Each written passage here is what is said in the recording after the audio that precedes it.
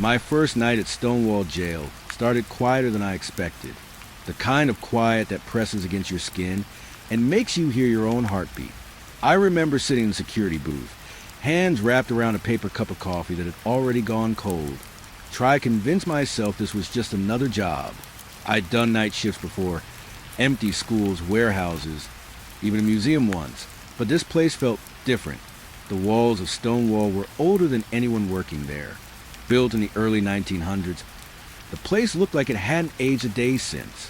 Every corner was gray stone and rusted metal. The kind of architecture that made you feel small. I'd read somewhere that they'd shut the jail down in the early 2000s after decades of overcrowding and violence. But when I got the job, they told me a small section was still operational for short-term transfers. That small section turned out to be blocks A through D. Block E, well, that one had been sealed off. Nobody told me why during the interview. It wasn't until that first night, when I met the other guard, that I found out. His name was Carl. Mid-50s, beard streaked with gray. The kind of man who looked like he'd been carved from the same stone as the building itself. He didn't talk much at first. Just handed me a clipboard, pointed to monitors, and said, "Rounds every hour. Don't bother with the block. It's off limits." I laughed a little, trying to break the tension. Off limits? What's in there, ghosts? Carl didn't laugh. He just stared at me. You could say that. I waited for him to explain, but he turned away and sat down in the booth beside me. The only sound was the hum of the monitors and the occasional static crackle from the old radio on the desk. For the first few hours, everything was uneventful. I walked the halls, checked the empty cells, flashed my light into corners that hadn't seen sunlight in years. The smell was the worst part, like mold, metal, and something faintly sour, like old sweat baked into the walls. I remember the first time I passed Block E. It was down a long corridor past the kitchen, where the lights flickered like they were struggling to stay alive. The door to E was huge, solid iron with a faded sign that read "Restricted, sealed 1987. I stopped there for a moment, just staring at it. The air felt colder in that hallway. Not like a draft, more like the temperature itself dropped a few degrees. My flashlight beam bounced off the rusted bolts that sealed the door shut.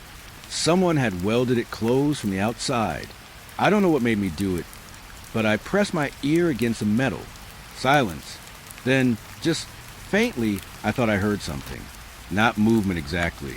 More like breathing, slow, steady, and far too deep to be my imagination. I jerked back so fast, I almost dropped the flashlight. My heart hammered in my chest, and for a moment, I just stood there, staring at that door, waiting for it to move. It didn't. By the time I made it back to the booth, I convinced myself it was just the old pipes or air vents. Carl was sitting there with his feet up, reading a newspaper that looked like it had been folded and refolded 1,000 times. "Hey, Carl," I said, trying to sound casual. "What happened?" And he blocked. He looked at me over the edge of the paper, eyes tired but sharp. "Riot, back in '87. Whole place went to hell. Some inmates got trapped inside when the fire broke out." Trapped. I repeated. Burned alive. Nobody ever went back in. They sealed it that same week. He said it like it was just another piece of history. Cold and simple. But there was something in his voice, like he wasn't telling me the whole story. I didn't press. The next round came at 2 a.m. The corridors looked even darker than before, the kind of darkness that swallowed light whole. My boots echoed off the stone floors, and the smell of mildew hung thick in the air. I was halfway through when the radio on my belt crackled. "You there?" Carl's voice, but faint, distorted. I pressed the button. "Yeah, I'm here. What's up?" Static. Then nothing. I waited, listening to the hiss, but he didn't answer. When I got back to the booth, Carl wasn't there. His jacket still hung on the chair, and his coffee was half full, steam barely rising from it. But the man himself was gone. I checked the monitors. Most of the cameras were black and white, fuzzy with static.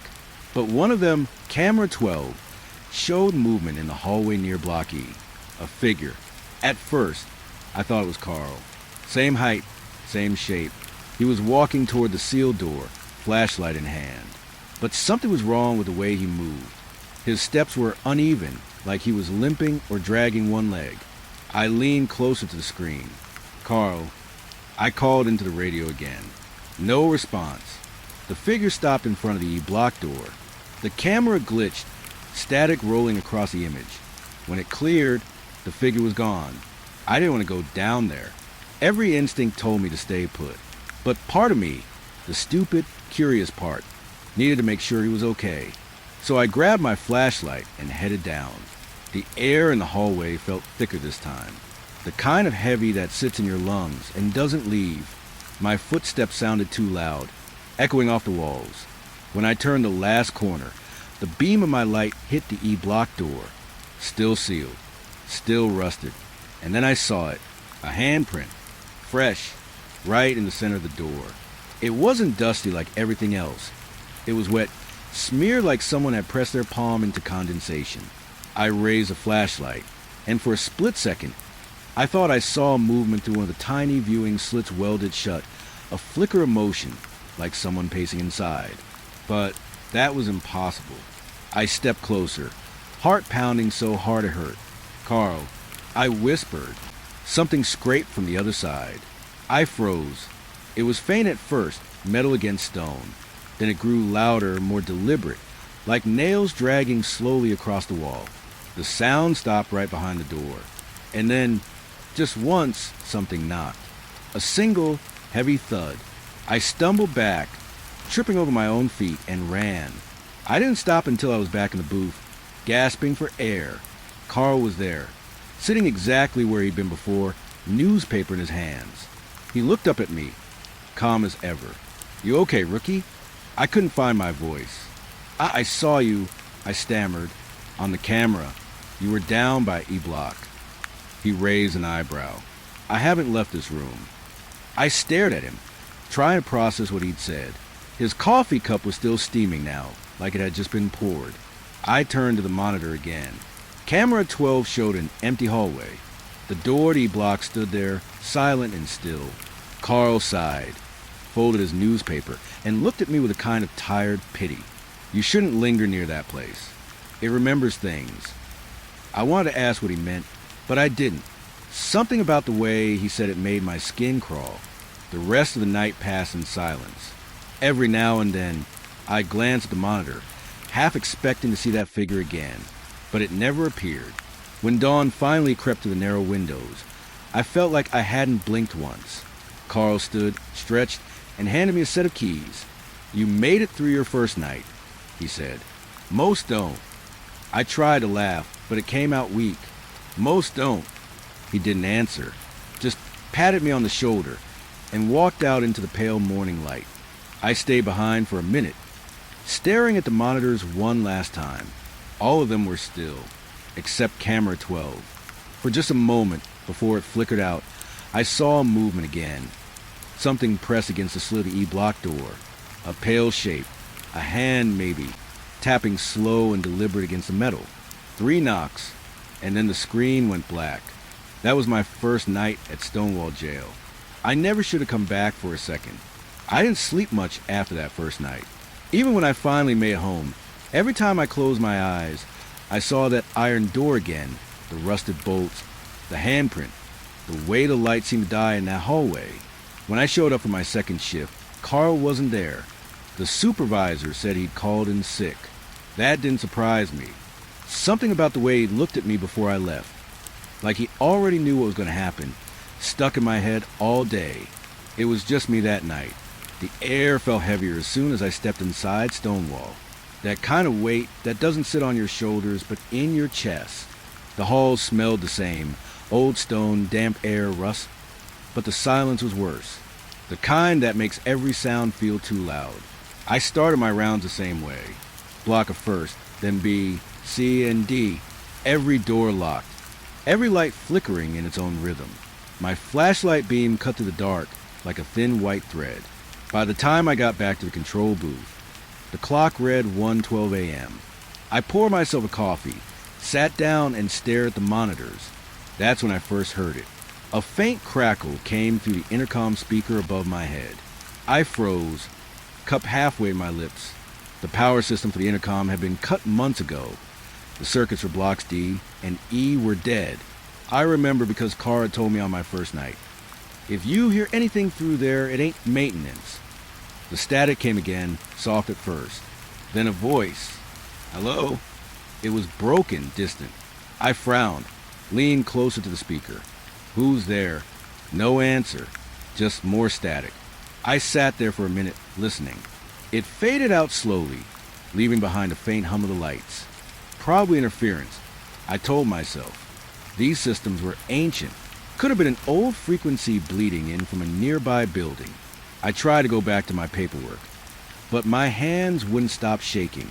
I told myself to ignore it, just get through the night, collect my paycheck, and go home. But the intercom came alive again about 20 minutes later. This time, the voice was clearer. Can you hear me? It was a man's voice. Calm, low. I pressed the button to respond. This is security. Who's speaking? The line hissed. Then, Ethan.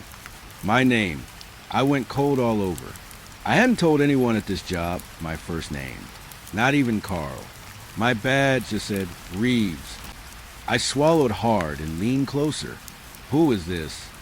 Static filled the line again, like the voice had drowned underwater. Then, faintly, I heard breathing. Slow, heavy breathing that didn't belong to me. I stepped out of booth, flashlight in hand.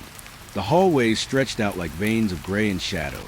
The air was still, but I couldn't shake the feeling that something was listening back. The speaker above the entrance door crackled again. Ethan, longer this time, drawn out, almost like a sigh. I walked back in, staring at the panel. The power light was dark, completely off. No electricity running through it. And yet, the voice kept coming. Why did you open the door? I froze. My mind flashed back to that first night. The handprint, the scrape, the knock. But I hadn't opened it. I didn't. I said out loud, even though I didn't press the talk button, I didn't open anything. The intercom let out a sound, a quiet, breathy laugh. Then silence. I stood there for what felt like minutes, waiting for something else. But nothing came. I forced myself to do another round just to clear my head. Moving always helped. When you stay still too long in a place like this, your thoughts start echoing louder than your footsteps. The blocks were empty as ever. My flashlight beam danced across the cracked tiles, over names scratched into the walls, the ghosts of conversations long gone. When I passed the corridor that led to E Block, I stopped. The air there had a weight to it. Thicker, colder. The restricted sign still hung from the door, but it looked different somehow, like it had shifted just slightly, or maybe it was just the light. I took one step closer. Then the intercom in the hallway buzzed on. This one wasn't connected to anything. The wire dangled loose from the wall, but the voice came through anyway. Come back. I turned and bolted. My flashlight flickered wildly against the walls, shadows stretching and twisting around me. When I made it back to the booth, I slammed the door shut behind me, breathing hard. I looked up at the monitor screens. Camera 12, the one near E Block, was showing static again. And beneath the white noise, there was a faint whisper, not through the speaker this time, but inside the static itself. Like someone was standing just behind the camera, speaking too softly to hear clearly. I turned up the volume. It was a whisper, all right, dozens of them, overlapping, like a crowd murmuring in the dark. And every few seconds, one voice rose above the rest. Ethan. My throat went dry. The whisper came again, closer, sharper, like it was right behind the glass. Ethan, we saw you. I backed away, eyes darting between the monitors. Every camera in blocks A through D showed empty halls.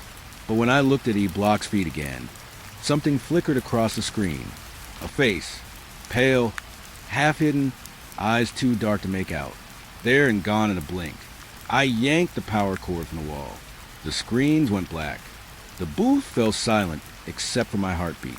I stood there in the dark for a long time, gripping the flashlight like it could protect me from whatever that was. When I finally turned the monitors back on, the feeds were normal again. No static, No whispers, just empty halls and the hum of old electricity. But the intercom still glowed faintly red. It shouldn't have. The power switch was off. I sat down slowly, staring at it, waiting. At exactly 3:03 a.m., the intercom spoke again. "Do you hear them?" The voice was softer now, not threatening, almost pleading. "I don't know who you are," I said. My voice shook. "Leave me alone." The line crackled. Then, "They can't leave." I pressed the button again, though my hands were trembling. "Who can't?" The static surged, louder than before, and buried deep inside it, I heard faint screaming, like distant echoes from a burning room. My chest tightened. "They're still here," the voice said. "They never left." The static grew until it filled the booth, swallowing every sound, and I had to cover my ears. The speaker hissed and popped, the air vibrating with noise, and then, just as suddenly, it stopped. Silence. Then 3 knocks echoed from the far end of the hallway. Slow, measured, exactly like the ones I'd heard the night before. I didn't move. I just stared at the door, the flashlight trembling in my hand. The intercom clicked one last time, and the same calm voice spoke, quiet as a whisper. "Don't go near the door tonight." Then the light on the intercom faded out. For the rest of the shift, I sat there, barely breathing. Every so often, I thought I could hear faint murmurs through the vents, names, sobs, something brushing against the pipes. But it never came through clearly enough to make sense. When the sun finally rose, I left that building without looking back. As I stepped outside, I noticed something on the security log clipboard. My name had been signed off for a maintenance check at 3:05 a.m., 2 minutes after that last voice spoke. The signature wasn't mine. I stared at it for a long time before locking up, and just before I turned to leave, the intercom at the entrance door crackled one final time. A whisper so faint I almost missed it. "See you tonight." That's when I realized the worst part. The power was still off. By the 3rd night, I was already questioning why I kept showing up. Maybe it was pride, maybe stupidity, or maybe it was because I didn't want to admit how afraid I really was. The intercom voices hadn't come back since that 2nd night, but they lingered in my head like a tune I couldn't forget. Every time the building went quiet, I swore I could still hear my name drifting faintly through the walls. That night, the air outside was heavy with fog, the kind that blurred the streetlights into pale yellow halos. Stonewall looked different in that light, more alive somehow, like it was breathing under its cracked walls. I clocked in at 10:03 p.m. The booth felt colder than usual. The heaters were on, but the warmth never seemed to stay. My breath fogged the air as I sat down and stared at the monitor screens. A note sat on the desk, scribbled in handwriting that wasn't Carl's. "Nightly count required. Check all occupied cells. Log any irregularities." I frowned.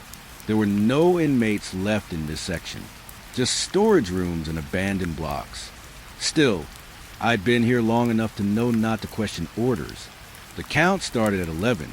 I took my flashlight, clipboard, and keys, and started with Block A, the cells that were mostly clean, empty bunks, dust, peeling paint. The sound of my boots echoed softly as I read the numbers off the doors. 101, 102, 103.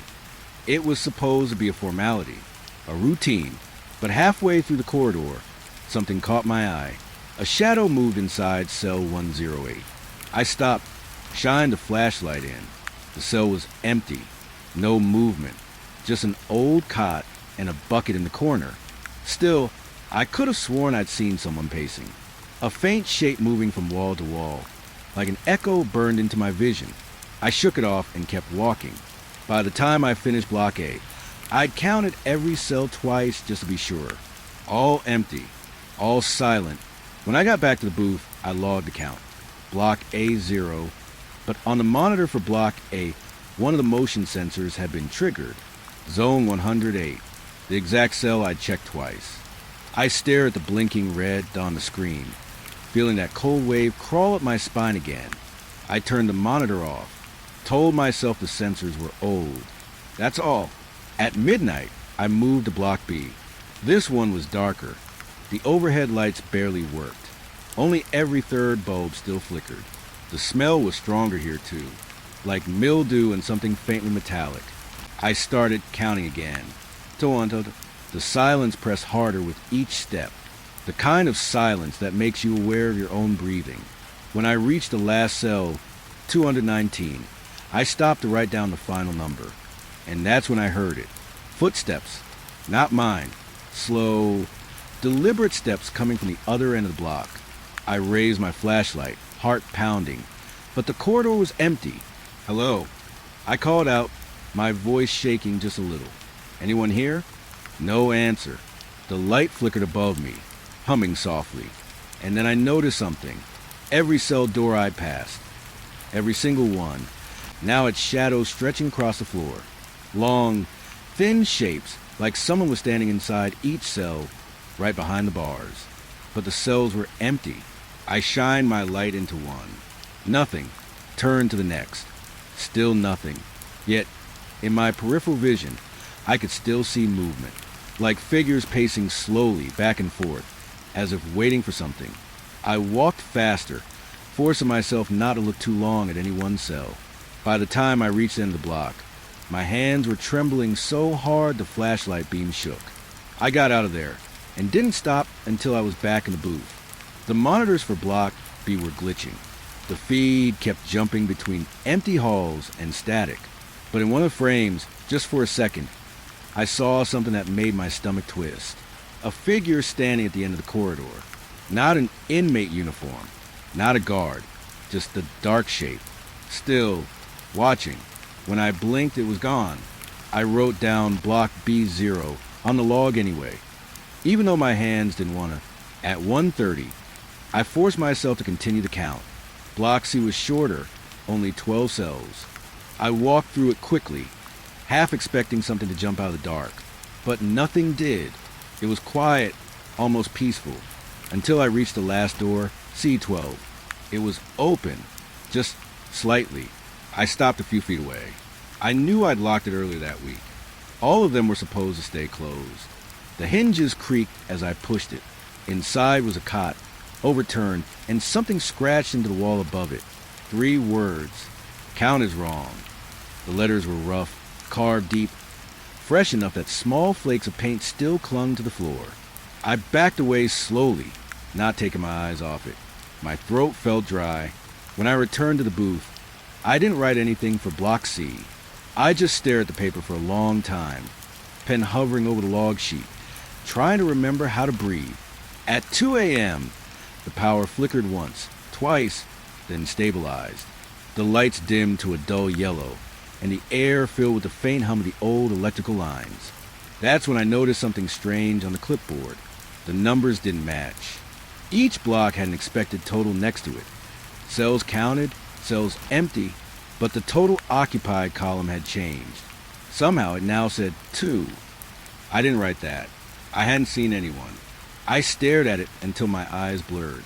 Then, slowly, I looked up at the monitors again. Block D. 2 figures were pacing in front of the cell doors. Not clearly, just faint shapes, like the light couldn't quite touch them. Their movements were slow, mechanical. Step, turn, step, turn. I leaned closer, squinting, trying to make sense of the shadows. For a split second, one of them turned its head toward the camera. And I swear it looked like me. Same height, same uniform, same slow movement. Then the feed blinked to static.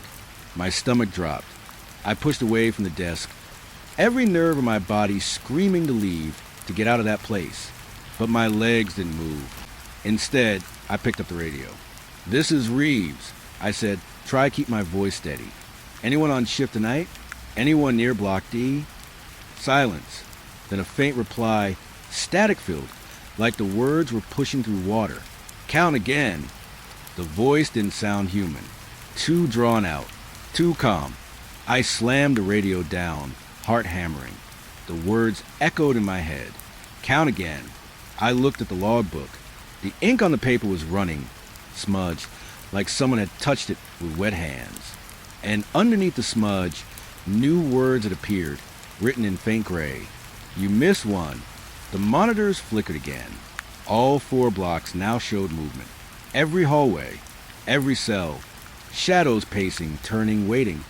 I backed away from the desk, my breath coming out in shallow bursts. The walls seemed to close in, humming faintly like the building itself was whispering under its breath. Then the intercom, dead for hours, came alive with sharp bursts of static. "Count over," the voice said. "We're all here now." The speakers went silent again. I didn't finish my shift that night. When the morning guard arrived, I was sitting outside the main doors, clipboard on the ground beside me. I couldn't even tell him what happened. I just said I was done. But as I stood to leave, I noticed something in the reflection of the entrance glass behind me. Inside the booth, just barely visible through the fog window, someone was still standing at the monitors. Same uniform, same posture, staring at the screens, counting. And even from outside, I could see his lips moving. He was saying my name. That was the last count I ever did at Stonewall. I told myself I was done with that place. After the count, after the shadows, after seeing my own face staring back at me through the monitors, I swore I'd never go back.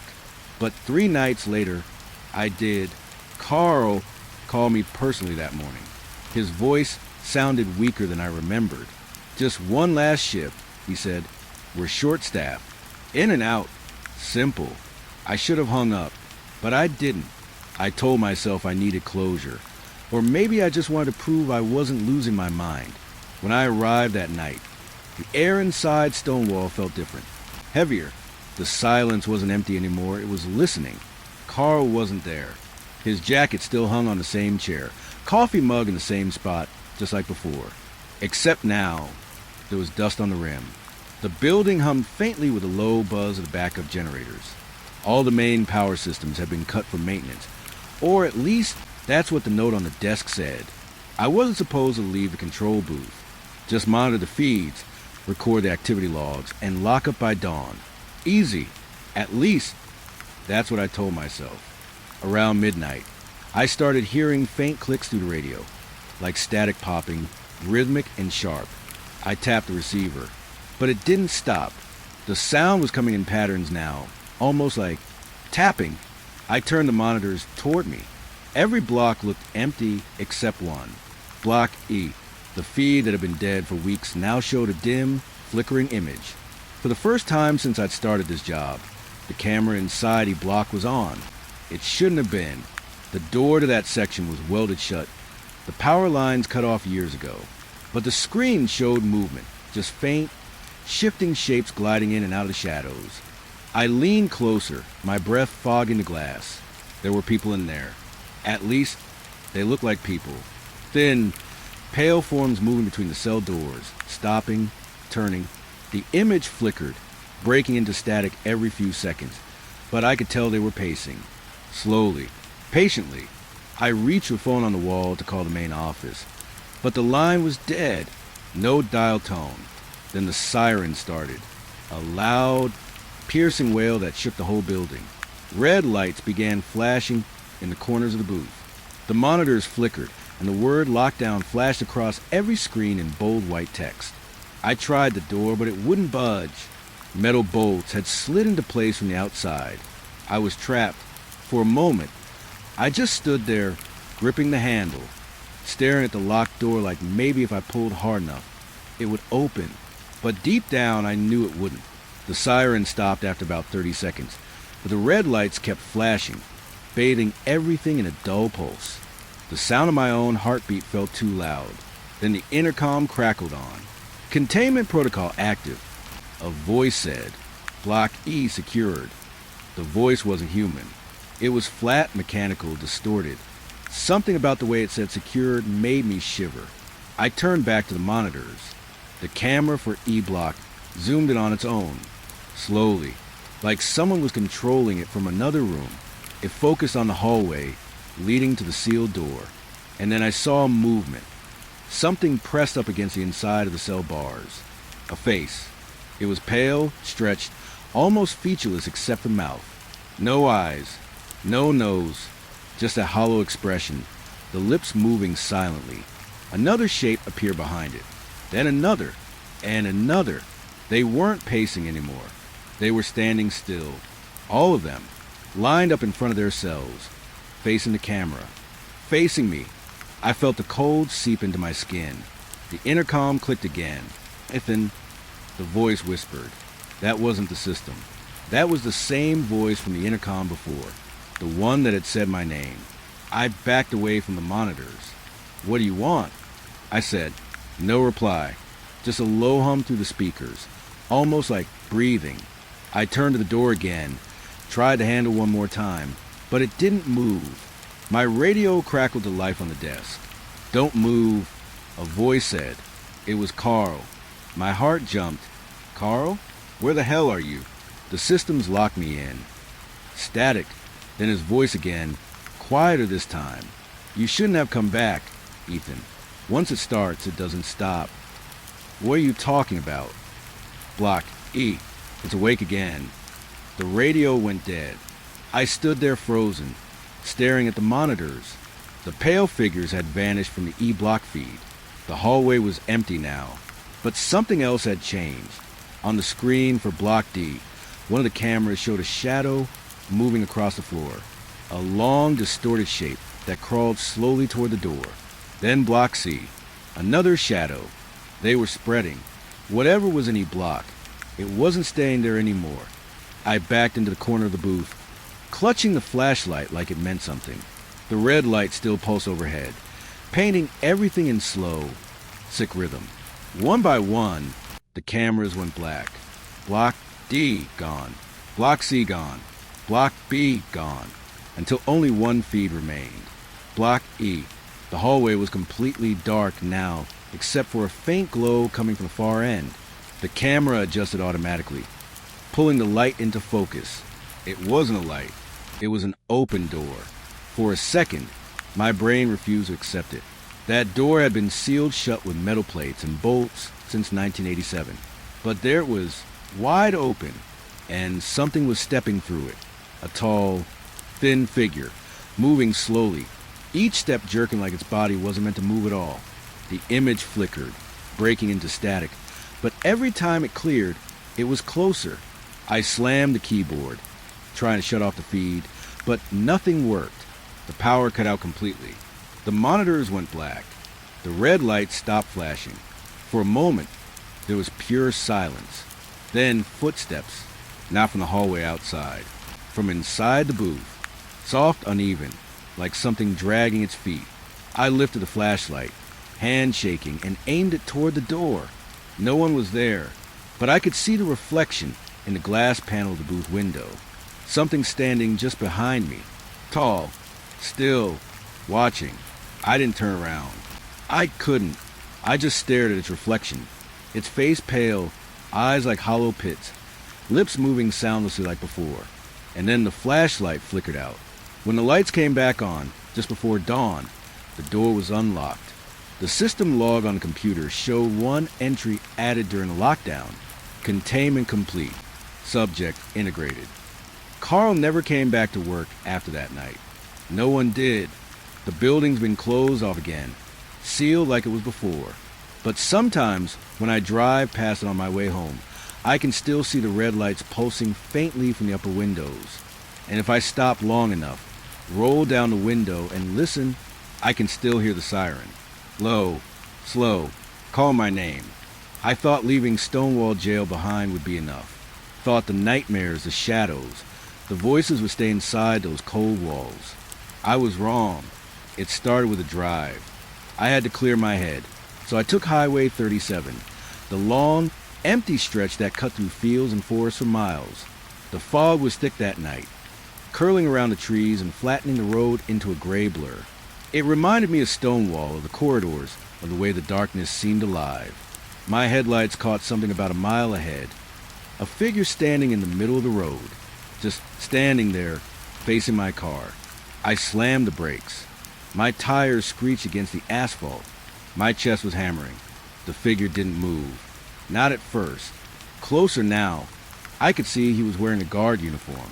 A faded blue jacket, dark pants, polished boots. His face was pale, almost chalk white, and eyes. I couldn't see his eyes. Just dark holes. Hey! I shouted, my voice cracking. Move. He tilted his head slightly, like he was listening, and then he raised a hand. Slow, deliberate, the finger stiff. I noticed something chilling. The name tag on his jacket, my name, Ethan Reeves. I swallowed hard, gripping the wheel. My hands were shaking so much I could barely hold it steady. The figure didn't blink, didn't breathe, just stood there. I slammed the car into reverse and skidded off the road, stopping in the dirt. I watched through the fog. When I looked again, he was gone, but the feeling stayed. That same creeping dread I had inside Stonewall. When I finally got home, I couldn't shake the sense that something was following me. I went straight to my apartment, locked every door, and sat in the dark, but sleep wouldn't come. Every time I closed my eyes, I saw the monitors, the shadows, the figures pacing in Block E, and then my own face behind the glass. The next day, I did something I shouldn't have. I went back, not inside the jail, that would have been madness, but to the old archives in the town library. I needed to understand. I needed to know what was happening, why I was seeing myself, why the lockdown, the shadows, the voices, they all seemed connected to me somehow. The archives were dusty, the kind of place where the air smells like old paper and rust. The librarian, an old woman with a pinched face, barely looked up when I asked for Stonewall Jail records from 1987. Records, she said, voice soft, wary. Careful with those. Some things best left alone. I ignored her warning. I had to see. Hours passed, sifting through handwritten logbooks, incident reports, memos about the riot, the fire, and the guards who vanished. Then I found it, a leather-bound log, the original guard shift book from the night of a riot. I opened it slowly, the pages brittle under my fingers. The handwriting was old, faded, but still legible. Names, times, notes about cell counts, inmate movements, and then I froze. The last entry, the signature at the bottom, Ethan Reeves, my name, my own handwriting, or at least it looked exactly like mine. I read the notes over and over, my hand shaking. The descriptions of the riots, the flames, the screams, they were detailed, terrifying. But the most horrifying part, the last lines. They are coming back. I hear the whispers. I see the shadows pacing. I can't stop it. I am the guard. I am Ethan. No one left the guard. I dropped the book. My stomach turned. I couldn't breathe. It didn't make sense. I wasn't alive then. I wasn't even born yet. How could my name be there? How could I have written this? And then it hit me, the cycle. Every guard who worked that night, every shift since, ended the same way. Disappearances, shadows, voices, lockdowns, all tied to this name. I stumbled back, heart hammering. I looked around the archives, half expecting to see the pale figure standing there among the stacks. Nothing, just the quiet hum of the fluorescent lights and the scent of old paper. I grabbed the book again, flipped through it more carefully, and found something else, an old photograph tucked between the pages. It showed the jail blocky in flames. In front of the building, standing in the lot, a young guard posed with camera. Name tag readable, Ethan Reeves. Same face, same uniform. The shadows behind him, faint, blurry, just like I remembered seeing on the monitors. I fell back into the chair. The air seemed to hum. My vision blurred. The edges of the room darkened. For a moment, I thought I saw movement in the corners of the stacks, shadows shifting just beyond the edge of my sight. A whisper, Ethan. I spun around. The librarian was gone. The stacks were empty. The room was still. I tried to shake it off, telling myself it was exhaustion, fear, imagination. But deep down, I knew the truth. The cycle was repeating. I was part of it now. Everything pointed back to me. My name in the log, my face in the photo, the shadows, the whispers. Stonewall wasn't just haunted. It was alive, and it was waiting for the next guard to take my place. I drove home that night with the logbook in my lap, hands gripping it until the leather dug into my skin. I didn't look in the mirrors. I didn't glance at the shadows creeping along the walls. When I got home, I locked every door, drew the curtains, and tried to disappear from the world. But every time I closed my eyes, I saw the monitors again, the pale figures pacing, the flashes of light from the lockdown, and my own face staring back at me. Weeks passed. I stopped going out. I stopped answering the phone. I couldn't risk seeing that figure on Highway 37 again. Couldn't risk hearing my name whispered in the dark. But I couldn't stop thinking about the logbook, about the original guard, about the name. It wasn't just history. It wasn't just some coincidence. I am the guard. The whispers aren't just voices. They are reminders, warnings. The cycle doesn't end. I've tried to tell myself it's just a story, a hallucination. But deep down, I know it's not. I went back one last time to the archives. The logbook was gone. Someone or something took it. The photograph disappeared too. And that's when I realized there is no stopping it. No matter how far I run, no matter how hard I hide, Stonewall is waiting. And someday I will go back.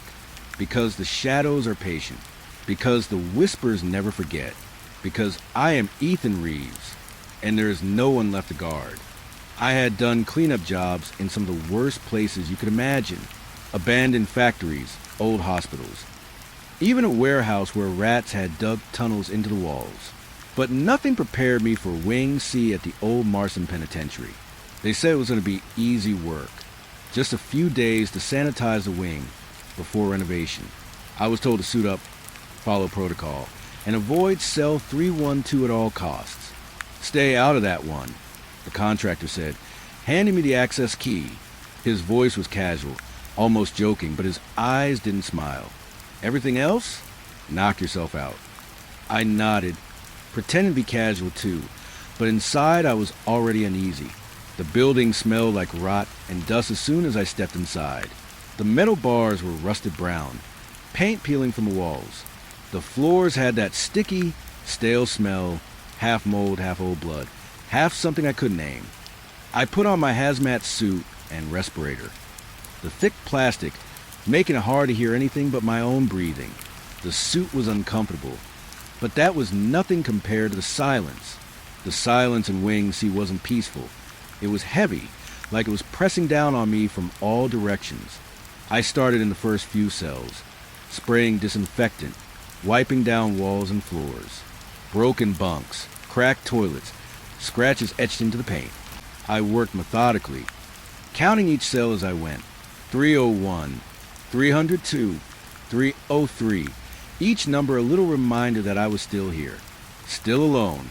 When I reached cell 312, I stopped. The key card in my hand felt heavier than the others. I hadn't even opened it. Just glanced at the door and I could feel it. Something wasn't right.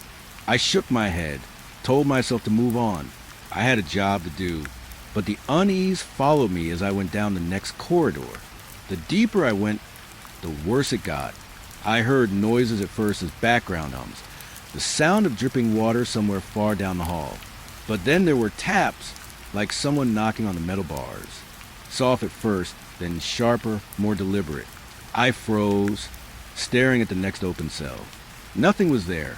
My heart started pounding. I tried to tell myself it was just the building settling, pipes, rats maybe, but the sound kept coming.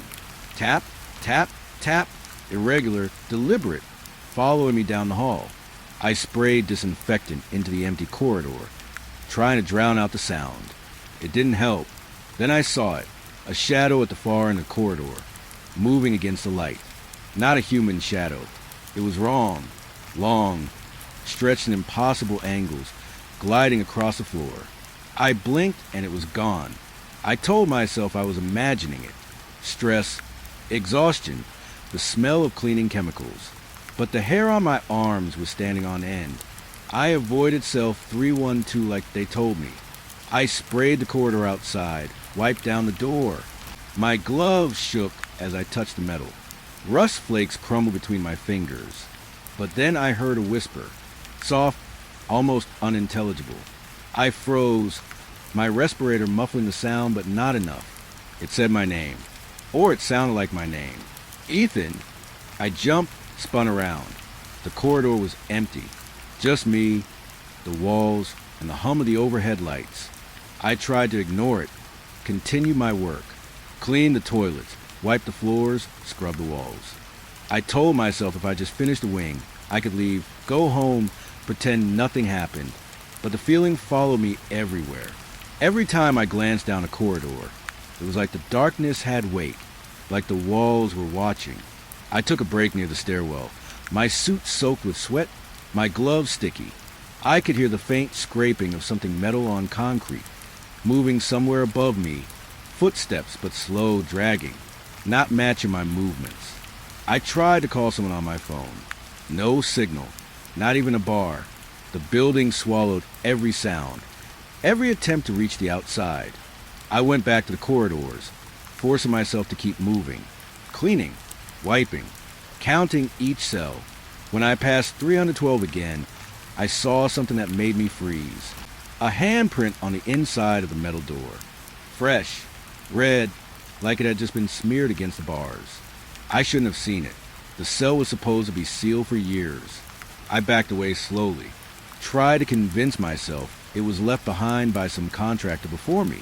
But the print, it looked like it was pressed with intent, not random. I sprayed the door, wiped it with a rag, but my gloves trembled, my chest tightened. Then I heard it clearer this time.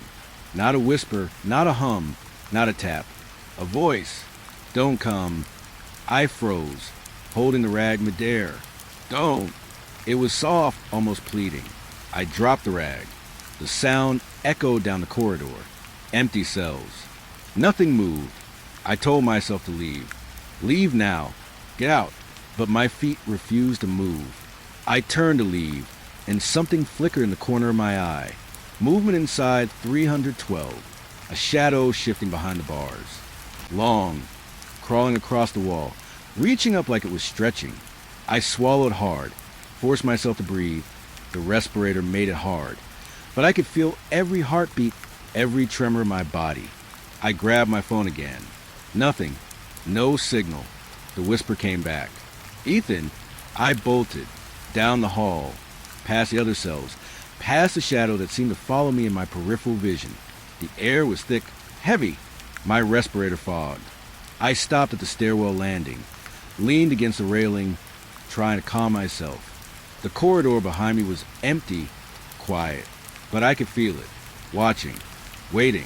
I forced myself back to work, each step harder than the last. Each corridor, each cell, each shadow that wasn't supposed to be there.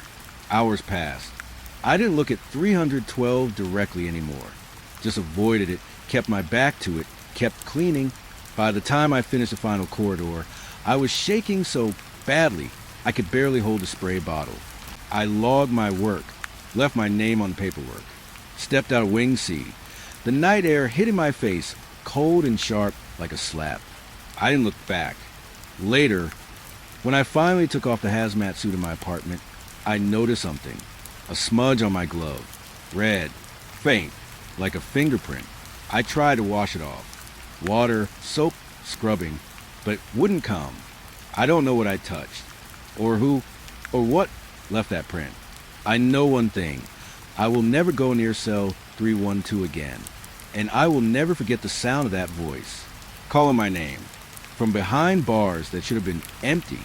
I thought that by the next morning, the worst of Wing C would be gone, that the stains, the smell, the heaviness would be nothing more than a memory. I was wrong. I arrived early. Carrying my gear like yesterday had never happened. The hazmat suit felt tighter somehow, my gloves stiff, my respirator heavier than before. The corridor smelled worse, like the walls had been absorbing decay while I slept. The first thing I noticed was the floor. New stains. Fresh, bright red against the pale concrete, glistening faintly in the morning light that seeped through the grime-covered windows. My stomach dropped. I bent down. They weren't random. Handprints pressed into the concrete. Fingers splayed, clawed even. Footprints, too, leading deeper into the wing, twisting like someone had stumbled or dragged their feet. I swore under my breath, wiping the gloves on my suit. How was this possible? I had scrubbed every corridor, every cell, every surface. I had bleached, sterilized, wiped, mopped, sprayed. Nothing should remain. And yet, here it was. I followed the prints carefully. They let me pass 301, 302, 303, all clean. I tried to convince myself it was a reflection, my mind playing tricks after yesterday. But the prints didn't stop. They led straight to 312. I froze at the door. My hands twitched on the handle. Gloves sticky with the residue of yesterday's cleaning chemicals. The handprints on the floor seemed to twitch, almost reaching toward me, pressing insistently like the hallway itself wanted my attention. I backed away, tried to ignore it, told myself to stick to the job, clean everything else, avoid the forbidden cell. But the air in Wing C had a new weight tonight, heavier, thick with the smell of iron and rot. I could feel it pushing against my chest as I worked. Each corridor, each cell, each step. By mid-morning, I had cleaned nearly half the wing again, mopping, scrubbing, wiping. And still, the stains returned overnight, always in the same pattern, always toward 312. I stopped to catch my breath, leaning on the mop handle. My gloves were wet, my suit soaked with sweat, and the respirator made my head throb. That's when I noticed it. Something in the walls. Not sounds, not shadows, but shapes. Tiny, faint, pressed into the peeling paint, like fingerprints. Human fingerprints, small and childlike. They weren't there yesterday. I hadn't seen them. And yet, I could see them clearly now, reaching for me from the walls. I forced myself to continue. Clean, wipe, disinfect. Avoid looking too long at the prints. Too long at 312. I reached the corner of the main corridor and froze again. The new stains on the floor had formed a pattern I hadn't noticed before. Not just random handprints and footprints. They were deliberate, forming a path, almost like a warning, leading straight to the cell door. The hairs on my arms stood on end. My breath came in shallow bursts. My heart hammered so loud, I thought the walls would shake with it. I tried to convince myself it was chemicals reacting, some kind of residue I hadn't noticed. But no, the patterns didn't make chemical sense. The handprints were crisp, detailed, as if pressed by real hands. The footprints were deep, the pressure unmistakable. I wanted to leave. I wanted to run. But I couldn't. Not yet. Not until the work was done. So I went back to cleaning, mopping the floors, wiping the walls, disinfecting the toilets, scrubbing the cots. I worked carefully, methodically, trying to erase the traces. Each sweep of the mop, each swipe of the cloth. I could almost feel them resisting, like the stains weren't just on the surfaces. They were alive. Night came again. I had just finished cleaning when I stepped outside for a moment. The cool air hit in my face like a splash of ice.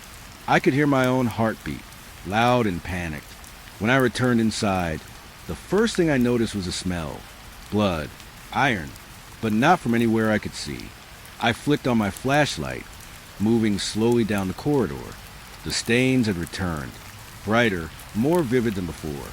Handprints pressed into the concrete, fingerprints on the walls, footprints leading from 301 to 312. This time, they were joined by something else. Smears along the walls, dragged across the floors, like someone tried to escape or reach out, or maybe drag someone inside. I swallowed hard, trying to calm myself. The respirator made it hard, but I forced my chest to slow. I touched a handprint on the wall with my glove. Cold, wet, not sticky like paint, not slick like chemicals. Warm, somehow warm, like it had been left by a living thing a moment ago. I stumbled back, gasping. The whispers started then. Low, faint, like the walls themselves were breathing. Ethan, my name. I spun. Nothing. Just the corridor, the cells, the stains. I followed the print again, though every step felt heavier.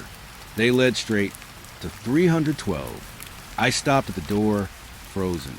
I didn't touch it. I didn't want to. I only stared.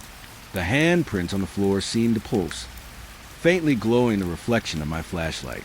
The footprints stretched and twisted as if moving on their own. I forced myself to step back and continue the rest of the wing. I had to finish the job. I couldn't let fear stop me. Every other cell was clean now, every corridor scrubbed, every wall disinfected. And yet, each morning, the stains returned. I tried to understand them, tried to rationalize them.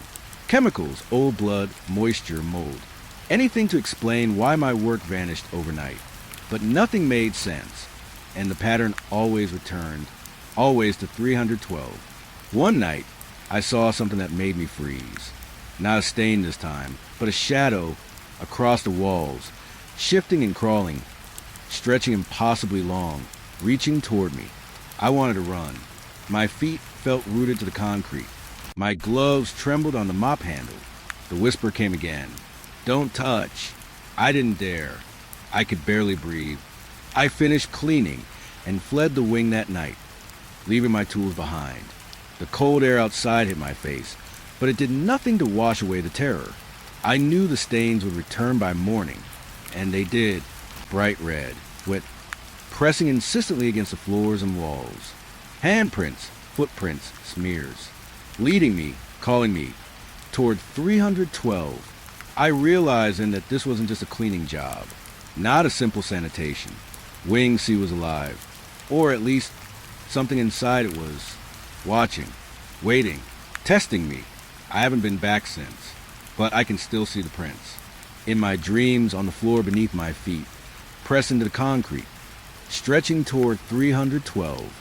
And I know they'll never stop, because nothing I do can erase them, because they always return, because they are waiting. For me, I thought I had seen everything Wing C could throw at me. The stains, the whispers, the shadows that moved just beyond the corner of my eyes. I was wrong. It was the third day of the contract, and I had resigned myself to the routine. Scrub, disinfect, mop, repeat. The corridors smelled of bleach and decay, of rusted metal and old blood. The air was thick and heavy, sticking to my skin even beneath the hazmat suit. I moved carefully, cell by cell, floor by floor. Handprints and footprints had returned overnight, as if mocking my efforts. I avoided 312 like they'd told me, but my mind couldn't. Every creak, every drip, every faint whisper reminded me that something wasn't right. I entered a cell near the end of the wing, one that hadn't been disturbed for decades. The steel bed in the center was rusted, scratched, its paint peeling like dried skin. I bent to wipe the dust from it, my gloves scraping against the cold metal. That's when I saw it, carved into the frame of the bed, letters etched deep into the metal, a name. I froze, my breath caught in my chest. At first, I thought it was some joke left by a worker decades ago. But as I squinted, the letters became clearer. Robert Reeves. My father's name. I stumbled back, heart hammering. My father had died years before I was even born. Or at least, that's what I've been told. Cancer, they said. Hospital records. Death certificate. Everything official. Everything clean. Except now. Here it was, carved into a bed in a cell that had been abandoned for decades. I pressed my gloved hand to the etching, the metal cold beneath my fingers. The letters were deep, precise, as if someone had spent hours carving them. My father's name. I remembered him sometimes. The way he smelled of smoke and sweat, the smell of oil from the garage where he worked, the way he never spoke much about the past. I'd always felt there was something he was hiding, something he didn't want me to know. But death had been the final word, the story everyone agreed on. And yet here it was, his name, carved into steel, a ghost of a memory I had never lived. I backed away, my mind racing, tried to tell myself it was a coincidence, that someone else, another Reeves, had carved the name years ago. But deep down, I knew it wasn't coincidence. The air in the cell shifted. I could feel it press against me, like invisible hands brushing my arms, tugging at the suit. My respirator fogged slightly, though there was no moisture. I turned to leave, but the corridor looked different. Longer, narrower. The lights flickered, casting shadows that bent unnaturally along the walls. A whisper. Ethan, my name. I spun, my flashlight shaking in my hands. The beam cut across the bed. The letters glowed faintly, as if illuminated from within. I rubbed my eyes, thought I was seeing things. But no, they were glowing, the scratches deepening, twisting like the metal itself was alive. I dropped the flashlight. The beam rolled across the floor, revealing footprints pressed into concrete.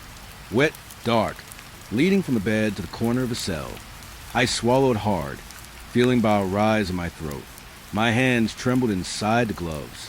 I wanted to leave, to run, but my legs refused. I couldn't tear my eyes away from the bed, from the name, from the impossible truth etched into steel. Then I saw something else. Beneath the letters, smaller scratches, almost hidden, faint. Another name, Ethan Reeves. My own name. My heart stopped. I stumbled backward, gripping the wall for support. My mind spun. How could this be? How could my father carve my name decades before I existed? I leaned closer, inspecting the scratches. They were fresh, deep, precise, deliberate. My father's name and mine, one above the other, like a warning, a message, a chain linking us across time. The whispers returned, louder this time, overlapping like a chorus. Ethan, Robert, Ethan. The air grew colder. I could see my breath fog the inside of my respirator. Shadows shifted at the edges of my vision. Shapes stretched along the walls, bending impossibly. The letters on the bed seemed to pulse, expanding, contracting, alive with a rhythm I could feel in my chest. I pressed both hands against the metal, and the whispering stopped. Silence, thick and suffocating, pressed down on me. My ears rang. I felt as if the cell itself was holding its breath, waiting. A noise behind me, soft metallic, like dragging chains. I spun. Nothing. The corridor stretched endlessly into darkness. The lights flickered again. I turned back to the bed. The letters had shifted. Not physically. The carving hadn't moved. But the way I saw them, they were different. The metal seemed darker, wet. The scratches now resembled fingernails, clawing the steel. I could almost see the depth, the pressure, as if someone or something had been digging them in moments before I arrived. I stumbled back, heart hammering. My gloves scraped the concrete floor. The respirator made my head spin. I wanted to leave, to tear off the suit, to run outside into the sun, but I couldn't. My feet were glued to the floor. The whispers returned. My name, my father's name, repeated in a rhythm, a chant. The air vibrated with the sound, though it was quiet, impossible to pinpoint. I dropped to my knees, gripping the edge of the bed. My hands trembled against the metal. I tried to focus, to remember anything my father had ever told me, any hint of the truth. I remembered his stories of the old prison, of how he worked there briefly before the war, before the sickness, how he never spoke of what he saw, how he would glance over his shoulder as though something was following him, even at home. And now I understood. The stains, the shadows, the whispers, they weren't random. They weren't mistakes. They were warnings. Messages left behind, carved into metal, etched into memory, handed down like a curse. I scrambled back from the bed. The shadows moved with me now, stretching along the walls, whispering, following. I could feel them pressing against my skin, curling around my suit, slipping inside my gloves, reaching for my throat.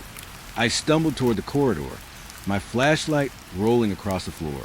The beam caught another bed, empty, untouched, but on the concrete beside it, footprints appeared, wet, pressed deep, leading back toward 312. I froze again. The whispers were louder now, urgent, insistent. Ethan, Robert, Ethan. I backed into the wall, my chest heaving.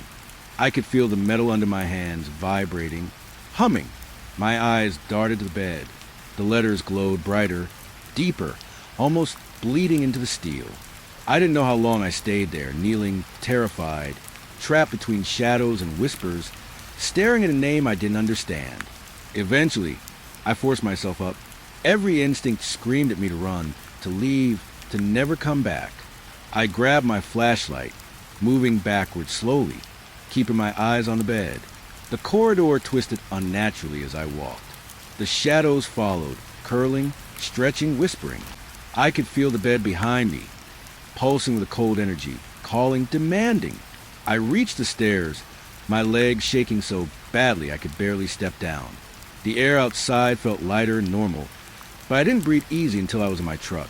Doors locked, engine running, headlights cutting through the fog. Even then, I couldn't stop thinking about it. The name, my father's name, my name, etched in steel, alive in the shadows, alive in the whispers. I drove away, the prison disappearing behind me into the fog. But the memory of that bed, that metal, stayed with me. And I knew, deep down, that it wasn't just a memory. It was a warning, a chain, a curse. And one day, it would call me back. Because Wing C never forgets. Because the names etched in metal never die. Because my father and now I are part of something far older than fear. I have been avoiding Wing C for days. Every time I closed my eyes, I saw the steel bed, my father's name etched deep into the metal, and the whispering shadows that seemed to follow me long after I left. But the contractor called again. There was a problem with the ventilation system. Something they claimed was a biohazard risk. And I was the only one willing to go back. I shouldn't have gone. The corridor smelled worse than ever. Not just the rust and rot, not just old blood or mold, but something heavier, almost alive. The kind of smell that presses down on your lungs, makes each breath feel like swallowing dirt. I gagged as soon as I stepped inside, fumbling with my respirator. My gloves were already sticky with sweat from the heat and effort of just putting on the suit. I carried a flashlight and a toolbox, my heartbeat loud in my ears. Each step echoed, hollow and accusing, down the empty corridor. I tried to ignore the floor stains, the handprints, the footprints. They were there again, vivid red, leading inevitably towards cell 312. But this time, I had to follow a different trail. The vents above the corridor were open, and I could see black shadows twisting inside them.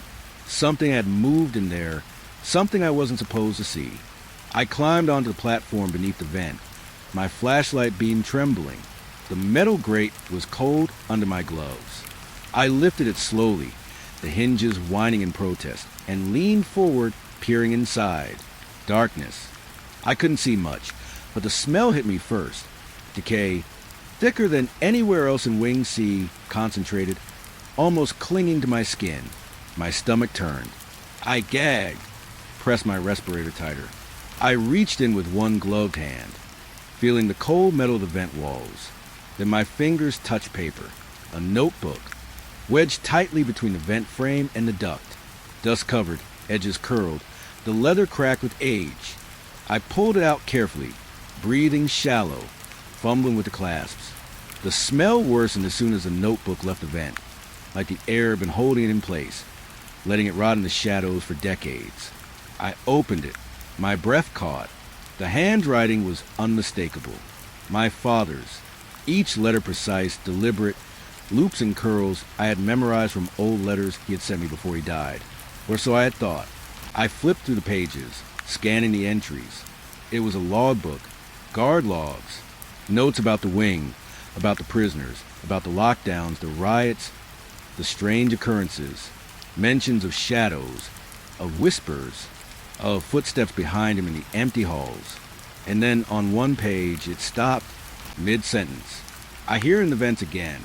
The shadows are moving, the voices. Ethan, don't. The ink smudged as if the author had been interrupted. The sentence hung there, unfinished, suspended in time. I swallowed hard. My hand shook. My father had been here, in Wing C, writing these logs, living through whatever had been haunting this place. And he had stopped mid-sentence, leaving his story incomplete. The air around me felt heavier. I could feel the weight pressing against my chest, suffocating, like the vent itself was breathing, pulsing, holding me down. The shadows seemed to shift inside the metal, stretching toward me. I dropped the notebook into my lap, gripping my flashlight with both hands. My breath came in short, shallow bursts. The corridor outside the vent was empty, or at least I thought it was. A soft scratching. I looked up. The vent. Something moved in the shadows. Not fully visible, just a flicker of motion. A dark shape sliding along the metal walls inside. My heart hammered. My mind screamed to leave, but my feet were frozen. The whisper started. Low, overlapping, repeating. My name. His name. The word my father had written, unfinished, coming alive in the shadows. Then don't. The voice cut off suddenly, just like the sentence in the logbook. I forced myself to close the notebook and stand. The air pressed heavier, my suit sticky, my gloves clammy. Every step toward the stairs felt like wading through molasses. The shadows in the vent shifted again, following me, curling like smoke. I reached the main corridor, trying to convince myself I wasn't losing my mind. But the smell didn't let me. Decay, metallic, thick, clinging. It was worse than before, heavier, almost alive. Each breath felt like inhaling pieces of the past. Decades of rot, despair, and fear. I tried to shake it off, telling myself it was just the vent, the chemicals, my imagination. But the notebook burned in my backpack, like it was demanding attention. I opened it again, leafing through the pages. I found something else. Drawings. Not simple sketches, but symbols, marks, almost ritualistic, etched in the margins. Arrows, spirals, handprints, directions, warnings. The same symbols repeated over the decades, like a map only my father understood. I traced one with my finger. The leather was cool, but the ink felt warm, almost pulsing. I shivered.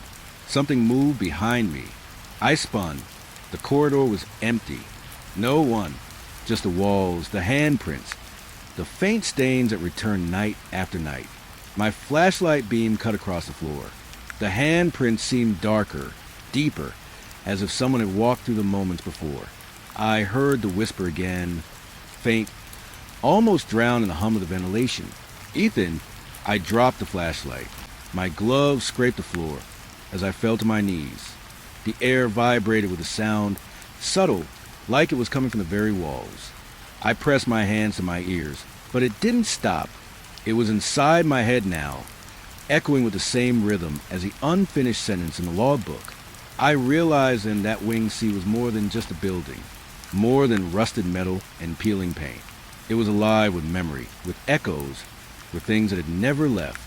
The weight in the air wasn't just smell, it was history, pressing down on anyone who dared enter. I stood slowly, gripping the notebook, feeling it vibrate slightly under my fingers. I had to get out. I had to leave.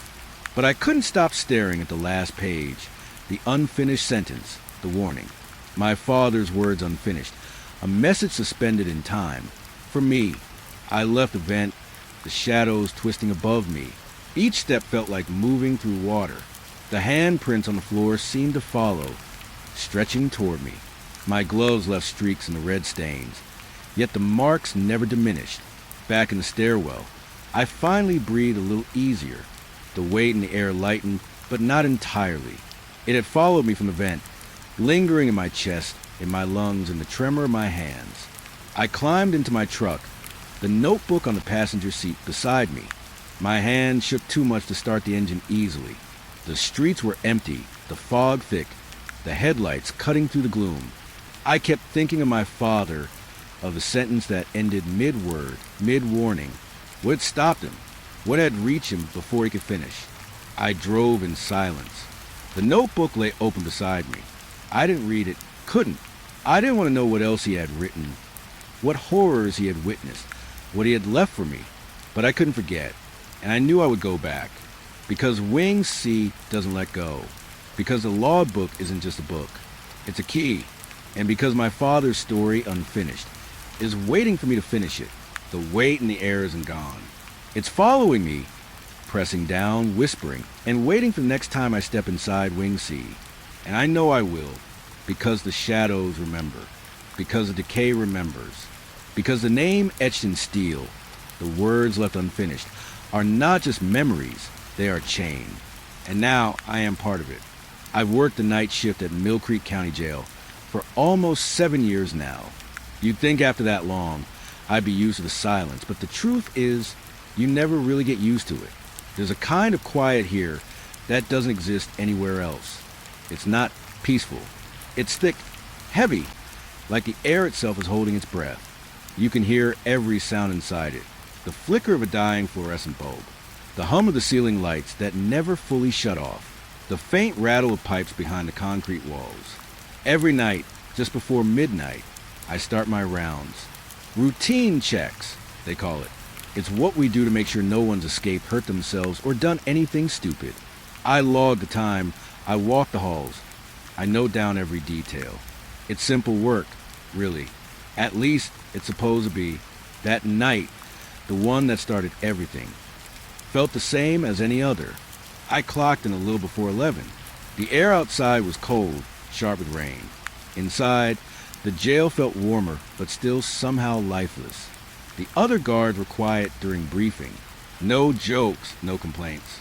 Just a usual rundown of empty cells, low head count, and one new intake in Holding B, a transit who'd been picked up for trespassing.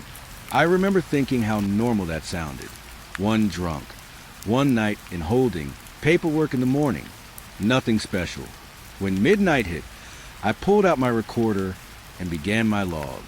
Officer Dalton, starting routine check, block C through F. Time is 0:03 hours. My voice echoed back from the corridor, thin and hollow. I always hated that echo. It reminded me how alone I really was. The first few cells were empty, just gray concrete and metal bunks, and the stale smell of bleach. I kept walking, boots tapping against the floor in slow rhythm. Somewhere far off, a vent rattled. It sounded almost like breathing if you listened long enough. Block C clear. I set into the recorder. Light stable. No movement.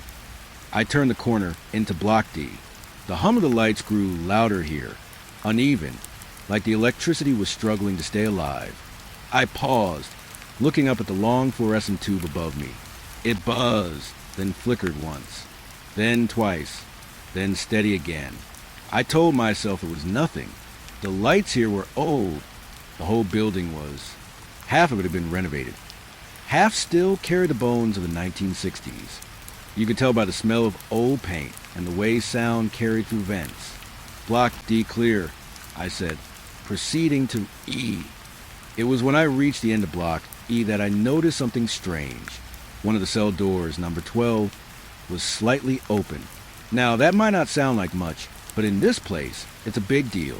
Every door is supposed to be double-checked before night shift starts. No exceptions, even empty ones. I stopped, tightened my grip on the flashlight, and spoke into the recorder.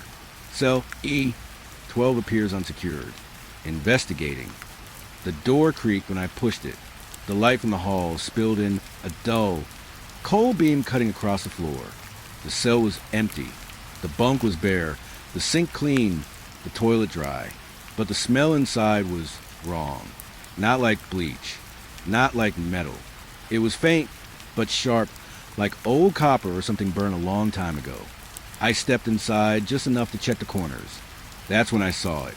A mark on the wall near the floor, right where the bunk would have hidden it.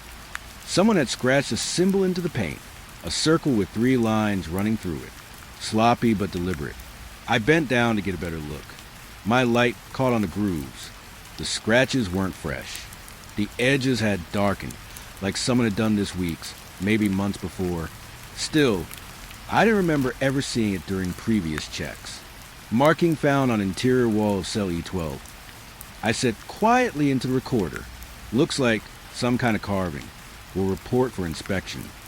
As I stood, I heard it. The sound that made me freeze. A click, somewhere behind me. I turned fast, flashlight trembling in my hand. The cell door had moved. It was swinging slowly, creaking like someone had just pushed it, but there was no one there. Hello? I called out. My voice echoed down the hall. Nothing. I stepped back into the corridor and checked both ends. Empty. The cameras above blinked their red lights. Silent witnesses to whatever had just happened. I told myself it was a draft. There were air vents along the floor. If the door hadn't been latched right, maybe air pressure pushed it. Maybe. Still, I couldn't shake the feeling that something had been standing right behind me. Close enough that if I had turned a second earlier, I might have seen it. I locked the door properly this time. Tugged it twice to be sure. Then I wrote it down in my log and kept walking. Block F was next, the isolation wing. Only 2 inmates inside that night. A petty thief and the transit from earlier. The thief was asleep when I passed the cell.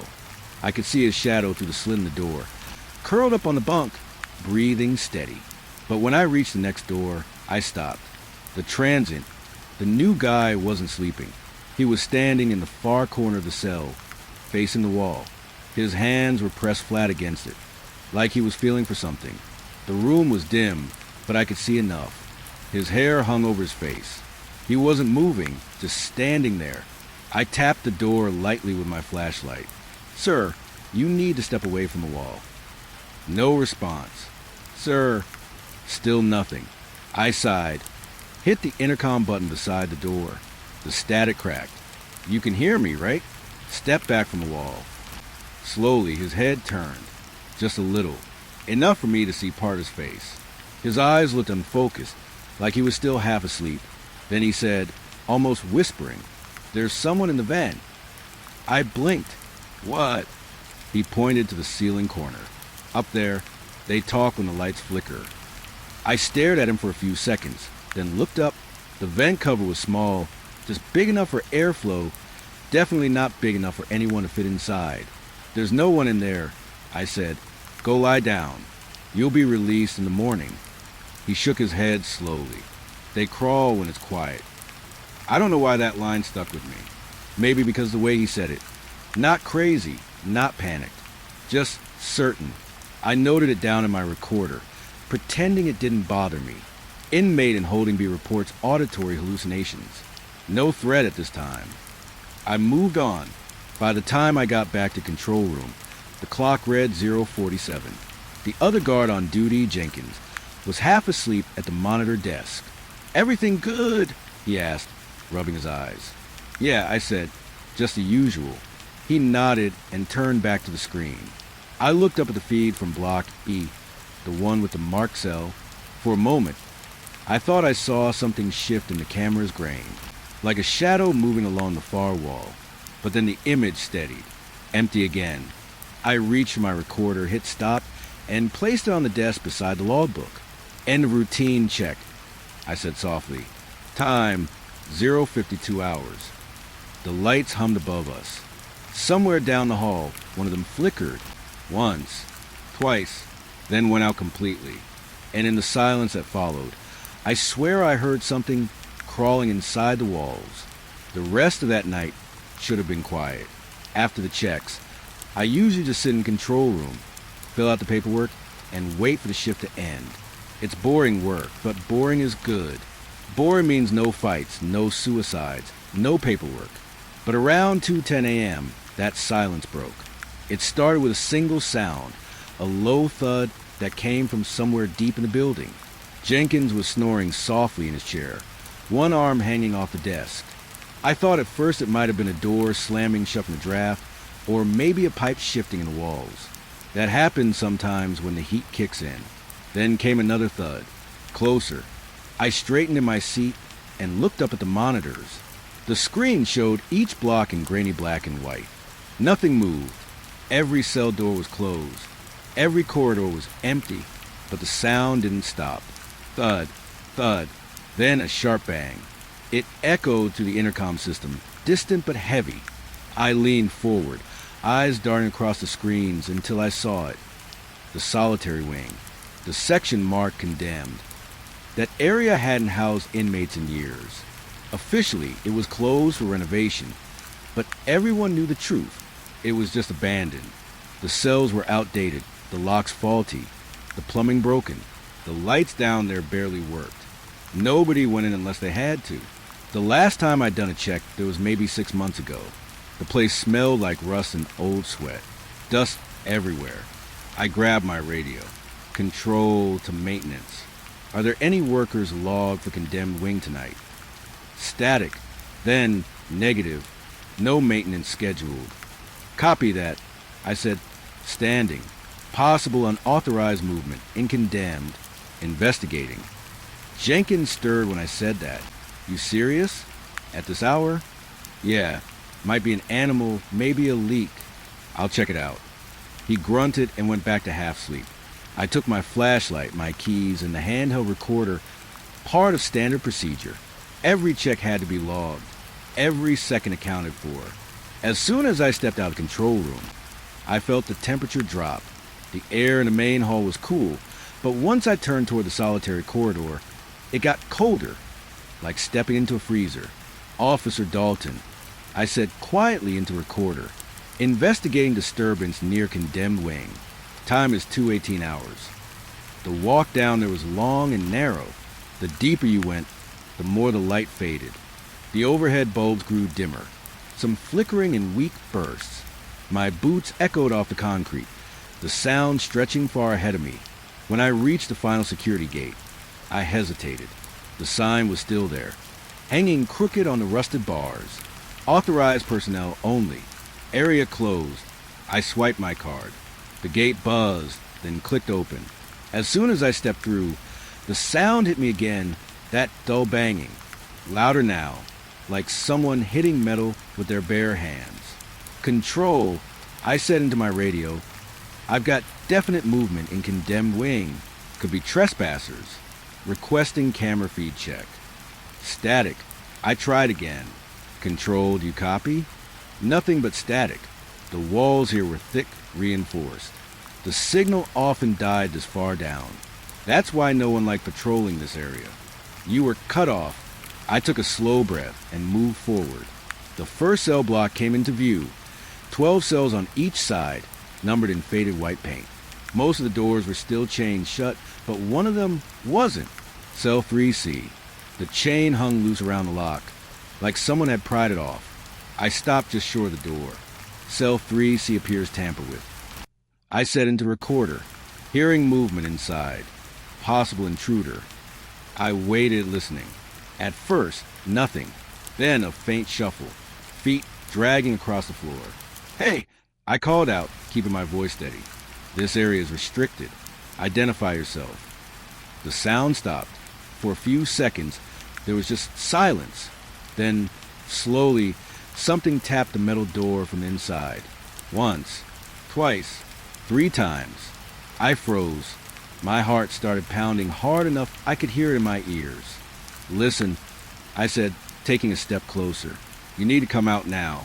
Hands visible. No answer. I shone the flashlight through the viewing slot. The beam cut across the cell, gray walls, a broken cot, a rusted toilet. Nothing else. Then, just as I started to lower the light, something moved in the far corner. A shape, thin, still, facing the wall. It was standing exactly like that transit had earlier. My throat went dry. "Show me your face," I said. The figure didn't move. I looked down to unclip my keys, and when I looked back up, the cell was empty. I stepped back, nearly dropping the flashlight. The corner was bare. I'd only looked away for a second, maybe less. That's when the sound began again, not from the same cell, but farther down the corridor. Bang, bang, bang. It came from one of the locked doors near the end. Cell 9C. Each hit shook the air. I started toward it before I realized how wrong that was. Those doors hadn't been opened in years. The chains were welded in place. But something was inside. Something strong. I clicked my recorder back on. My voice shook this time. Loud impact from Cell 9C. No visible entry. Possible structural. A voice cut me off. "Officer." It came from behind me. I turned fast, light flashing across the corridor. But there was no one there, just the empty walkway stretching back toward the gate. The voice came again. Closer. Softer. "Officer Dalton." I felt the blood drain from my face. I hadn't given my name over the radio. Not once. The beam of my flashlight wavered as I aimed it toward the walls. The banging had stopped. The silence that followed was worse. Deep, suffocating. Then, from inside Cell 9C, something scraped along the floor. A dragging sound. Metal on concrete. I wanted to call for backup, but the radio was still dead. I could feel every instinct in me screaming to leave, to walk away, to shut that gate and pretend none of this existed. But I had to see. That's what procedure demanded. I moved closer, one step at a time. The air grew heavier, thicker with that copper smell I'd noticed in the other cell, like rust or dry blood. The chain around the lock was old but intact. I leaned in, shining the light through the slot. The cell was pitch black. My beam didn't reach the back wall, but I could see something faint, a mark scratched deep into the door itself. The same circle with 3 lines through it, exactly like the one from E12. My stomach turned. I whispered into recorder. Identical symbol found in cell 9C. Unknown origin, possibly connected vandalism. Before I could say another word, something hit the door from inside, so hard that the steel flexed inward. I stumbled back, gasping. Then came the whisper right against the slot. Help me. It wasn't a yell. It wasn't desperate. It was calm. Too calm. Like whoever was in there had been waiting a long, long time to speak. Who's in there? I asked. Silence. I waited a full minute. Nothing. Then another. Still nothing. Finally, I turned and started back toward the gate. My hand was shaking so bad, I nearly dropped the recorder. Halfway down the hall, my flashlight flickered. When the light came back on, the corridor behind me looked darker than before, like the shadows were thicker, stretching closer. Something about that darkness felt alive. Watching, I broke into a fast walk. Didn't run, not yet. Running meant panic, and panic made mistakes. I just needed to reach the gate, get Jenkins, get anyone down here with me. But when I reached the end of the hall, my card reader light wasn't green anymore. It was dead. No power. The gate wouldn't open. I hit the intercom, but it was silent.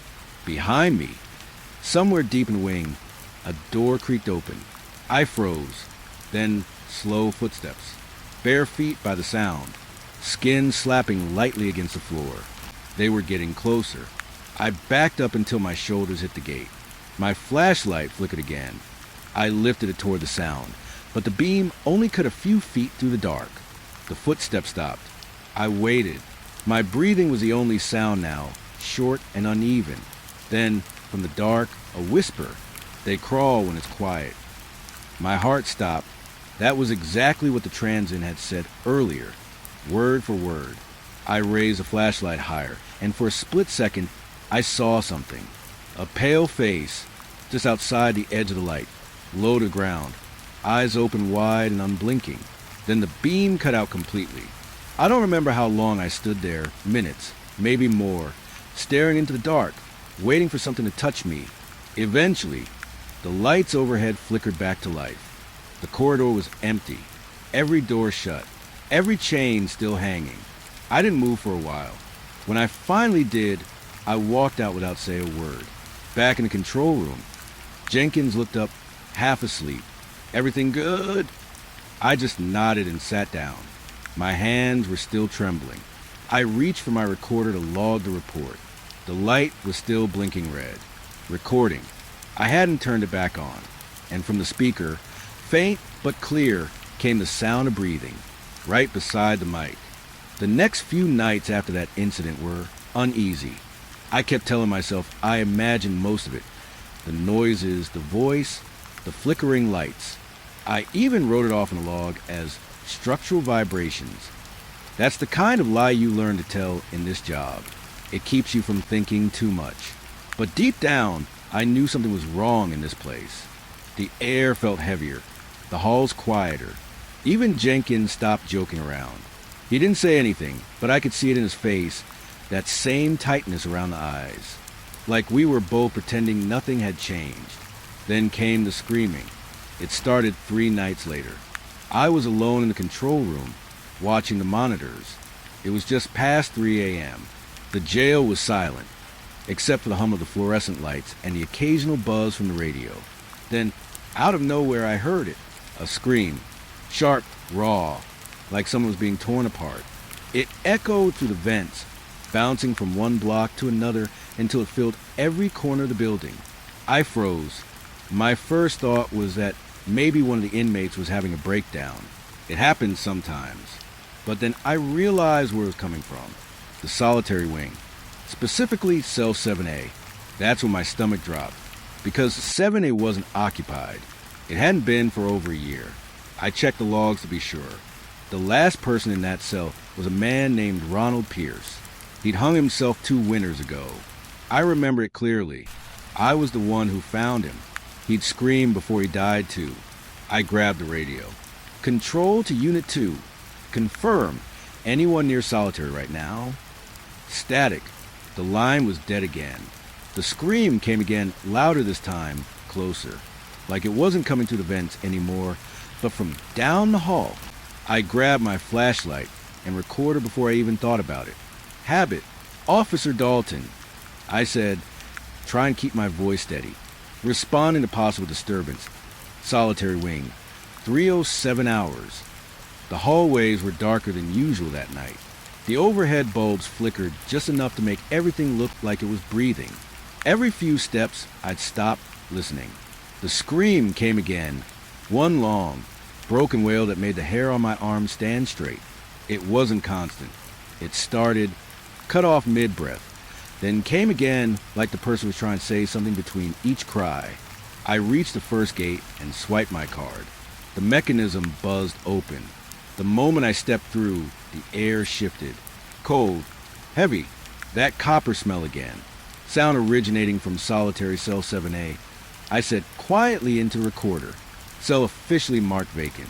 Possible animal or audio interference. I knew it wasn't interference. You can tell the difference between static and a human voice. And this was human. The closer I got, the more I realized the scream wasn't just pain. It was patterned. It came at exact intervals. Always the same length. Always followed by silence.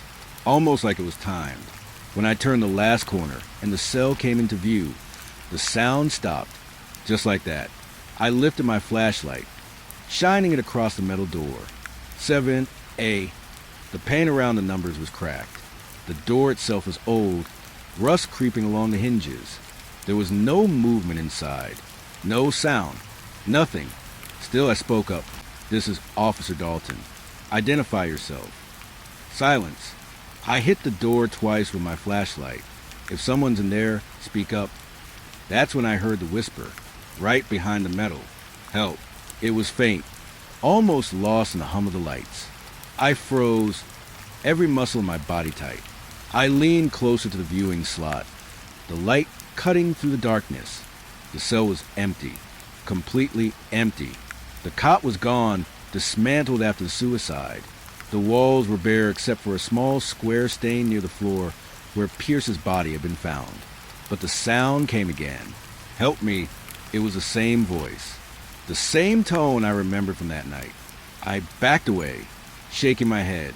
No, that's not possible. I turned to leave, to go back and pretend I'd heard nothing. But before I could take a step, the lights in the hall flickered hard and went out completely. Total darkness. Then the screaming started again. Louder, closer, like it was right next to my ear.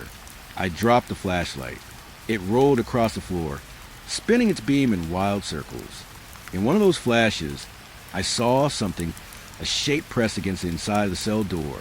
Pale hands gripping the metal slot, eyes staring straight at me. I stumbled backward, heart pounding. The light spun again and the shape was gone. When the emergency lights finally flickered back on, I grabbed a flashlight and ran. I didn't stop until I was back at the control room. Jenkins was already there, standing over the monitor. His face was pale. You heard it too? I asked. He didn't answer right away. Just stared at the screen showing Solitary. The feed was frozen, static crawling across it. But in the middle of the frame, you could still make out the shape of a man, standing inside 7A. Jesus Christ, Jenkins whispered. That cell's supposed to be sealed. I know, I said. It's Pierce. It has to be. Jenkins shook his head, like if he didn't believe it, it wouldn't be true. No, man, he's gone. They moved his body. They cremated him. I saw him, I said quietly, or something that looked like him. We both stared at the screen. After a few seconds, the image flickered and the cell was empty again. Just a blank room. Jenkins finally sat down, running his hands through his hair. You didn't touch that door, right? You didn't open it. No, I wouldn't. Good, he said, because that cell's got a sensor. It trips the whole system if it's opened. And nothing tripped tonight. We both looked at the control panel. No alarms, no errors, no entries. But the screams kept coming every night after that. Always at 3:07 a.m. Always from 7A. Never earlier, never later. The first few times, I tried to ignore it. I turned up the radio, walked the upper levels, pretended not to hear it, but it got inside your head. The sound was too human to tune out. It wasn't just noise, it was pain. And worse, it was familiar. One night, I recorded it, played it back the next morning. But when I listened, it wasn't a scream anymore. It was something else, like a voice under the noise. Words buried deep beneath the static. I played it over and over, trying to catch them. At first, I thought I was imagining it, but eventually I made out a phrase. For words, I didn't hang myself. That's when I stopped sleeping. I started digging through the old records, looking up Pierce's case. He'd been picked up for assault, got into a fight at a bar, beat a man half to death. But his file mentioned something strange. He claimed voices in his cell were talking through the vents, said they were telling him things about other inmates, names, secrets, things he couldn't possibly know. The psychologist's notes called it shared delusion. But that phrase, I didn't hang myself, it wouldn't leave my head. A week later, I went back to 7A. I shouldn't have, but I had to see. I told Jenkins I was doing a system check. He didn't argue. When I got there, I stood outside the door for a long time. No screams that night. No sound at all. Just a faint hum of the vents above. I knelt down, running my fingers along the bottom of the door. There was dust, thick and untouched. But then my hand brushed against something cold. A mark, carved into the metal. A circle with 3 lines through it. The same one I'd seen before. I stepped back, breathing hard. That symbol had appeared in E12, in 9C, now here. And all 3 places had something in common. Voices. That night, I left my recorder running near the cell. I wanted proof. I set it on the floor, right outside the door, and walked away. The next morning, when I played it back, there were 6 full hours of silence. No movement, no static. Nothing, except at 3:07 a.m. The recording clicked. Then a breath. Then a voice. Not a scream this time. Just a whisper. Dalton. My name. Then faint laughter, low, quiet, like it was coming from inside the recorder itself. And just before the file ended, one last word. Next. I stopped trusting time after that night. At first, I thought it was just me losing track of hours because of exhaustion or because the screaming had gotten inside my head. But the deeper I looked, the more I realized something was wrong with the jail itself. Something that didn't make sense. It started with the radios. The night after I found that carving outside 7A, I tried calling dispatch like usual. It was part of our standard check-in. Every half hour. Confirm our status. Confirm no incidents. I keyed the mic and said, "Control to County Dispatch. This is Officer Dalton, 3:30 check-in." No response. Just static. I waited 10 seconds and tried again. "Dispatch, do you copy?" Still nothing. I switched frequencies, thinking maybe the signal was weak or the line had dropped. But all I got was the same hollow hiss. That thin, endless sound that fills every silence when the world decides not to answer back. I remember glancing at Jenkins, who was sitting across the room. He didn't even notice. His head was down, eyes fixed on the monitors. "Radio dead?" he asked without looking up. "Seems like it," I said. He shrugged. "It happens. Buildings old. Probably interference." I wanted to believe that. God, I really did. But something about the way the static hissed, it didn't sound right. It wasn't constant. It pulsed, slow, steady like breathing. That night, everything felt slightly out of place. The light seemed dimmer, the hum quieter. Even my reflection in the control room glass didn't look the same. It moved a split second slower, like it wasn't keeping up. By 3:50, I decided to do another round, just to clear my head. I started in the main corridor, the same path I'd walked 100 times before. My boots echoed against the concrete. The air was colder than usual, not the normal chill of night, but the kind that crawls into your bones. I passed the clock near Block C and noticed the hands were off. The second hand was twitching in place, stuck between ticks. The time read 3:17. That couldn't be right. I checked my wristwatch. 3:51. We kept all the clocks synchronized here. Dispatch required it for incident reports. I stared at that wall clock for a long minute, waiting for it to move. But it didn't. Just that tiny, endless twitch. I made a note on my recorder. Clock and block see not matching system time. Second hand stuck. Possible power fluctuation. The words sounded calm when I played them back later. But in that moment, I wasn't calm. I was starting to feel something crawl into the back of my mind. That old familiar unease that never left this place. When I reached Block E, I checked the time again. 3:03. I froze. That wasn't possible. The last clock said 3:17. My watch said 3:52. This one was moving backward. The second hand jerked left, then right, then left again, fighting itself like it couldn't decide which direction to go. E-block clock malfunctioning. I said, forcing the words out, time irregularities in multiple zones. My voice echoed down the corridor and came back to me, not once, but twice. The second echo sounded slower, like someone else repeating it. I stood there for a moment, breathing shallow, listening to the faint buzz of the lights above. Then, somewhere far down the hall, a metallic clang rang out. It came from the direction of Solitary. Of course it did. I walked faster, my flashlight trembling in my hand. I kept telling myself it was Jenkins. Maybe he'd gone to check on something. But when I keyed my radio to call him, all I got was that same hollow static. Except now, there was a voice buried under it. It was faint, just a few syllables stretched and warped, but I could tell it was a voice. Male, slow, whispering. I stopped walking. Repeat that, please, I said. The static hissed, then faded into a low, drawn-out sound, like breathing through a mask. Then 3 words came through, clear enough to make my skin crawl, out of range. The signal died completely. I stared at the radio for a long time, half expecting it to crackle back to life. But it didn't. The channel light blinked once, then went dark. When I finally looked up, I realized I'd reached the end of the corridor. The door to the condemned wing stood open. I knew I hadn't opened it.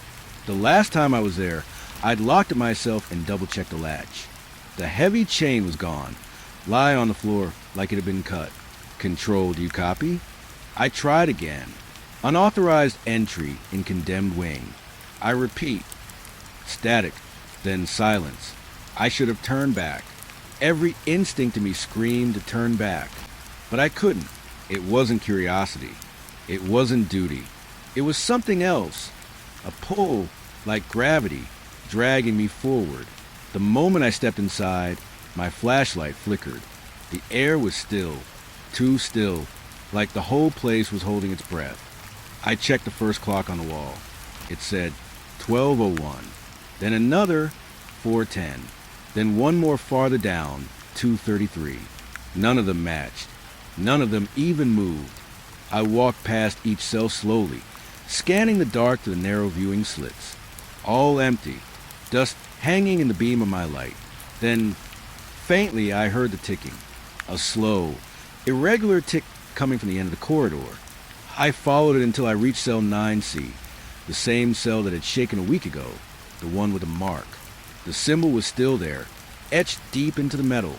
The ticking was coming from inside.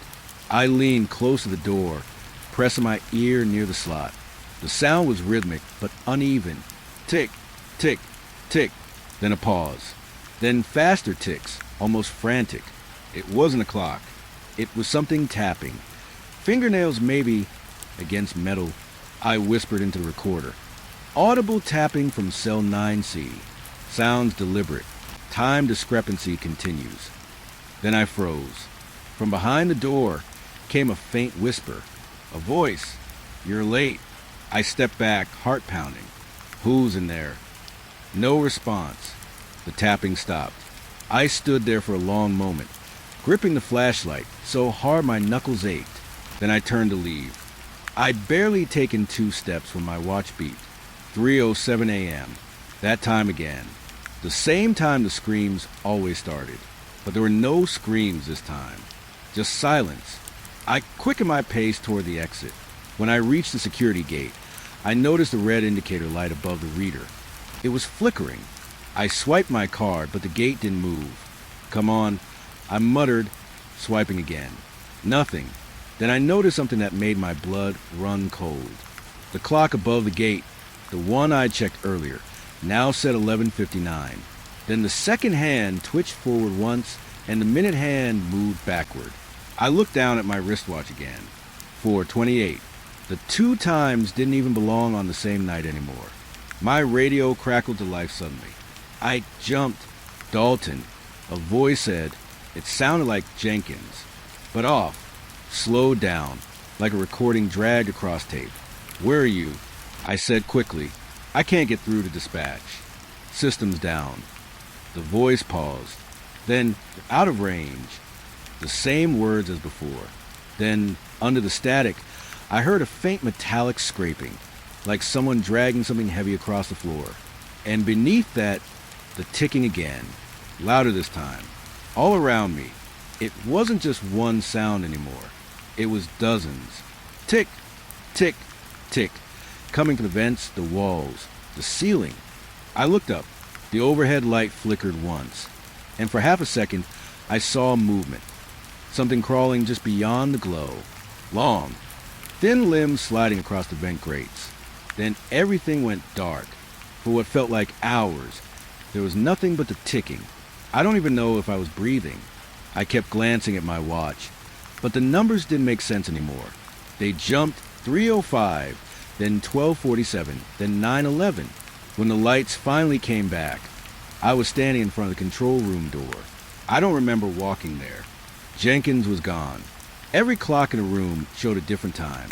2:06, 5:12, 1:43. The digital monitor on the console blinked endlessly between numbers like it was trying to find reality. I sat down, shaking, trying to get my bearings. I hit record on the log mic. Officer Dalton, time unknown, I said. Communication failure with dispatch. Clocks desynchronized. Possible power anomaly, or... I stopped, because right as I said it, every clock in the room ticked once. Together, perfect sync. Then they all froze on the same time. 3:07. The radio hissed again, that same pulsing static, slow and rhythmic, like breathing. Then a whisper came through. Not Jenkins. Not anyone I knew. Time's up. And all at once, every clock started ticking backward. I tried to convince myself it was just a glitch. A bad tape. A corrupted file. Something technical. That's what I kept telling myself when I first listened to recordings. But deep down, I knew better. It started a few nights after the clocks went haywire. I was sitting in the control room, exhausted, coffee cold on the desk. The fluorescent lights flickered above me, soft buzzing filling the silence. I grabbed my recorder from the previous night, the one I'd set outside 7A, and plugged it into the playback system.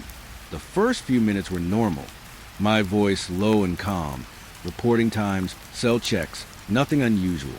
I leaned back in the chair, listening carefully, nodding along as though hearing my own voice again could make everything feel normal. Then it started, a faint whisper under my voice, almost inaudible at first, buried beneath the hum of the machine. I paused it, rewound, and listened again. Dalton. I nearly dropped the recorder. My name, not recorded by me. Not possible. I fast-forwarded. There was again. The whisper, pleading this time. Please, finish the count. I froze, staring at the screen. I hadn't said anything about counts in that recording. I'd just been walking, checking doors, logging times. I leaned forward, gripping the sides of the desk. My heart beat faster than I thought it could. I hit play again, and there were more voices. Soft, urgent. Whispers overlapping with mine. Some higher, frantic. Some low and monotone. All saying the same thing. Unfinished counts. Finish the count. You forgot? I pressed pause and ran my hands over my face. Maybe I was losing it. Maybe these nights, the screaming, the clocks, the endless flickering, It had all gotten under my skin too much. I had to be tired, exhausted. That's all. But then I noticed something else. The whispers weren't just random. They were timing themselves with my own words. Every time I said "cell clear," a soft voice would answer beneath it. No, not clear. Every time I logged the door locked, another voice muttered, still open. I leaned closer, eyes narrowing. I replayed the moment when I checked the condemned wing. My words, unauthorized movement in condemned wing, requesting camera feed check. The machine played back something I didn't remember hearing that night. Not all, just 2 words, soft, trembling, urgent. I rewound again. I listened through the entire recording. Every step I took, every note I made, every careful log entry had voices under it, whispering, pleading, warning, all in the same slow, methodical rhythm. Finish the count. Unfinished. Count. It was relentless. I shut the recorder off and sat back, my fingers still clutching the edge of the desk. My palms were sweating. My head felt heavy. My mind was spinning with disbelief and fear. I remembered that night in the solitary wing, the one where the clocks had all gone wrong. The tapping, the whispers, the voices I couldn't identify. It wasn't just in the wing. It was inside the recordings now. Following me, hiding beneath my own words, waiting for me to hear it. I set the recorder on the desk, staring at it like it was some kind of trap. I wanted to throw it away, smash it, burn it, anything to get rid of it. But part of me, the part of me that still needed answers, wanted to hear it again. I pressed play one more time. It started like normal. My voice calm, professional, logging times, noting cell checks. Then the faintest hiss, barely audible. I leaned closer, straining to hear. Dalton, and then the whispers came in, louder this time, overlapping with each other. Unfinished counts, unfinished counts. I shook my head. No, this isn't real. But it was. Every word, every sigh, every tap I thought was imaginary was in the recording. And then it got worse. I heard my own footsteps, the echo of my boots on the corridor. Nothing strange there, until I realized the echoes didn't match my timing. They were slightly delayed, a half step behind, as if something was walking after me, repeating my movements, keeping pace, just out of sight. Finish the count, a voice whispered. Closer this time, insistent. I spun in my chair. No one was there, just the hum of the monitors, the faint flicker of the lights, the cold air crawling around me. I pressed pause. My hands were shaking, teeth clenched.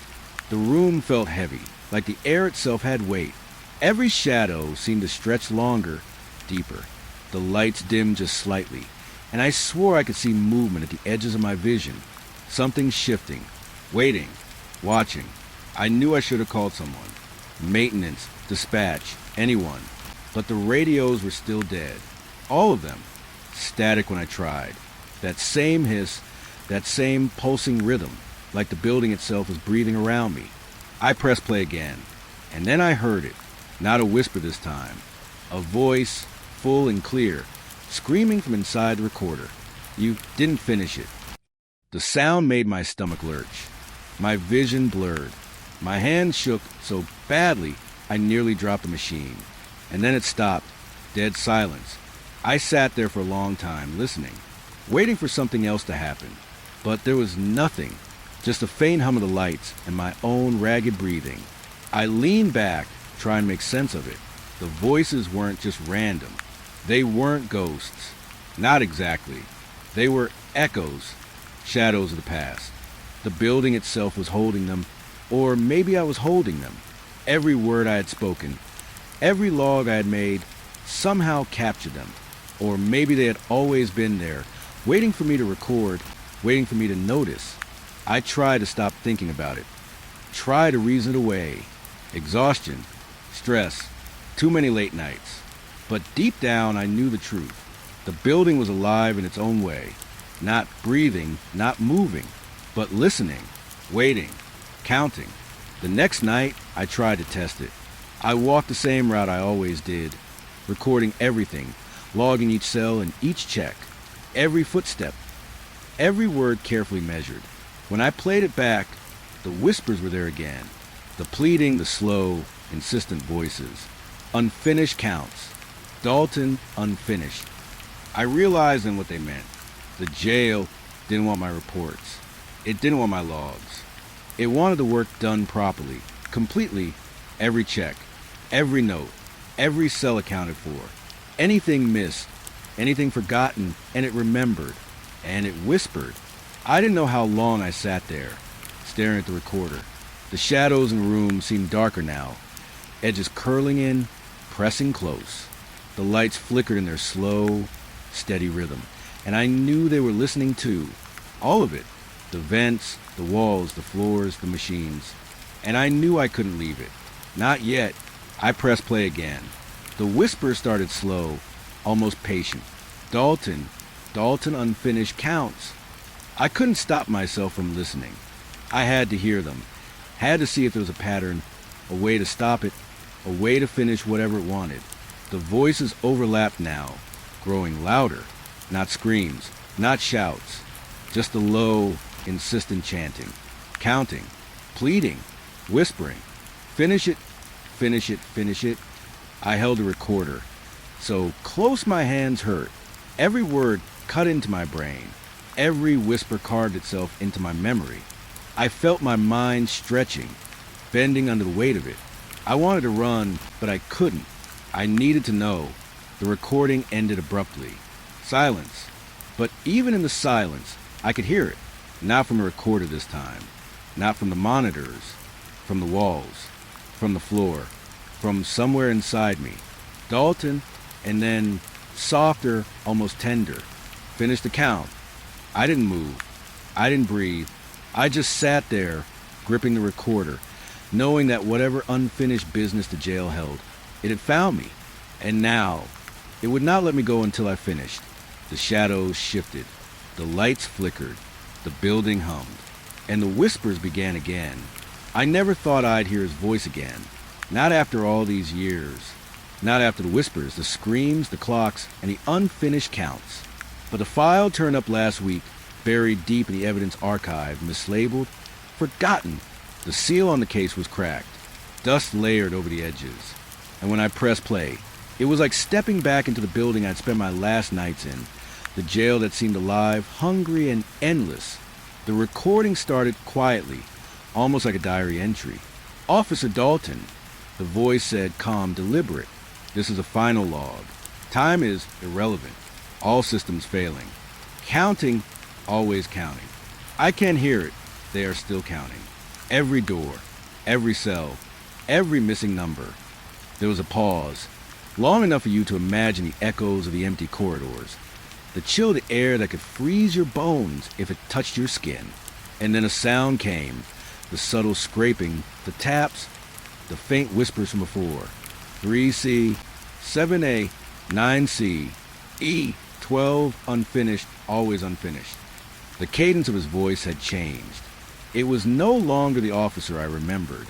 It was faster, manic in a way that was almost musical. The rhythm of his words seemed to synchronize with the tapping sounds in the background, like he was speaking in concert with something inside the building, something alive. I sat in the archive room, headphones on, holding the volume low. But even then I could feel it pressing against me, that familiar unease that had clung to me for so long. My stomach knotted, my palms sweating. Every instinct screamed to stop the tape. But I couldn't. Dalton, they're all counting unfinished wrong. I recognized that whisper under his voice. The same pleading I'd heard years ago. Only now it was clearer, louder, more insistent. And mixed in with it was his own laugh. Not cheerful, not joking, but hollow, sharp, like metal scraping across metal. He began reciting numbers. At first, they made sense. Cell numbers, block numbers. Routine checks, the way he always did. But then the sequence broke.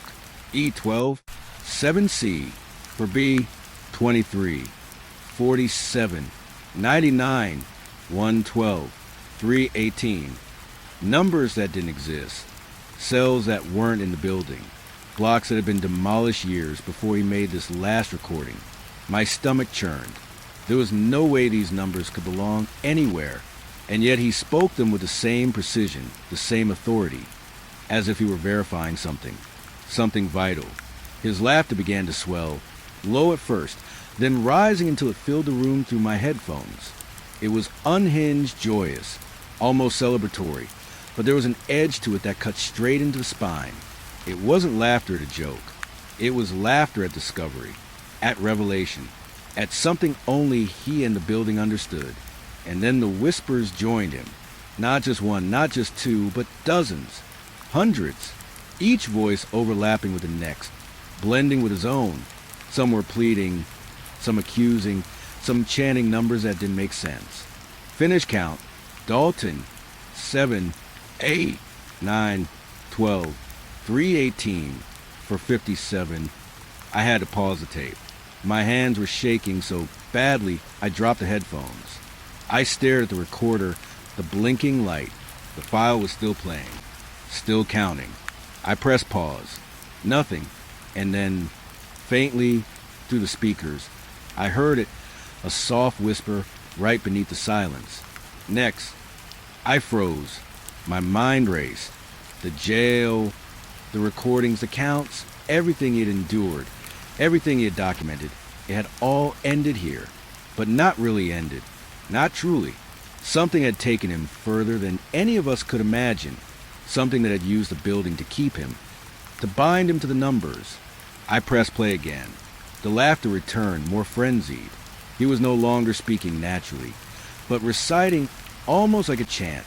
1, 2, 3, 4, 5, 6, 7, 8, 9, 10, 11, 12, 13, 14, 15, 16, 17, 18, 19, 20, 21, 22, 23, 24, 25, 26, 27, 28, 29, 30, and so it went, counting higher and higher, numbers no human could keep straight in their head.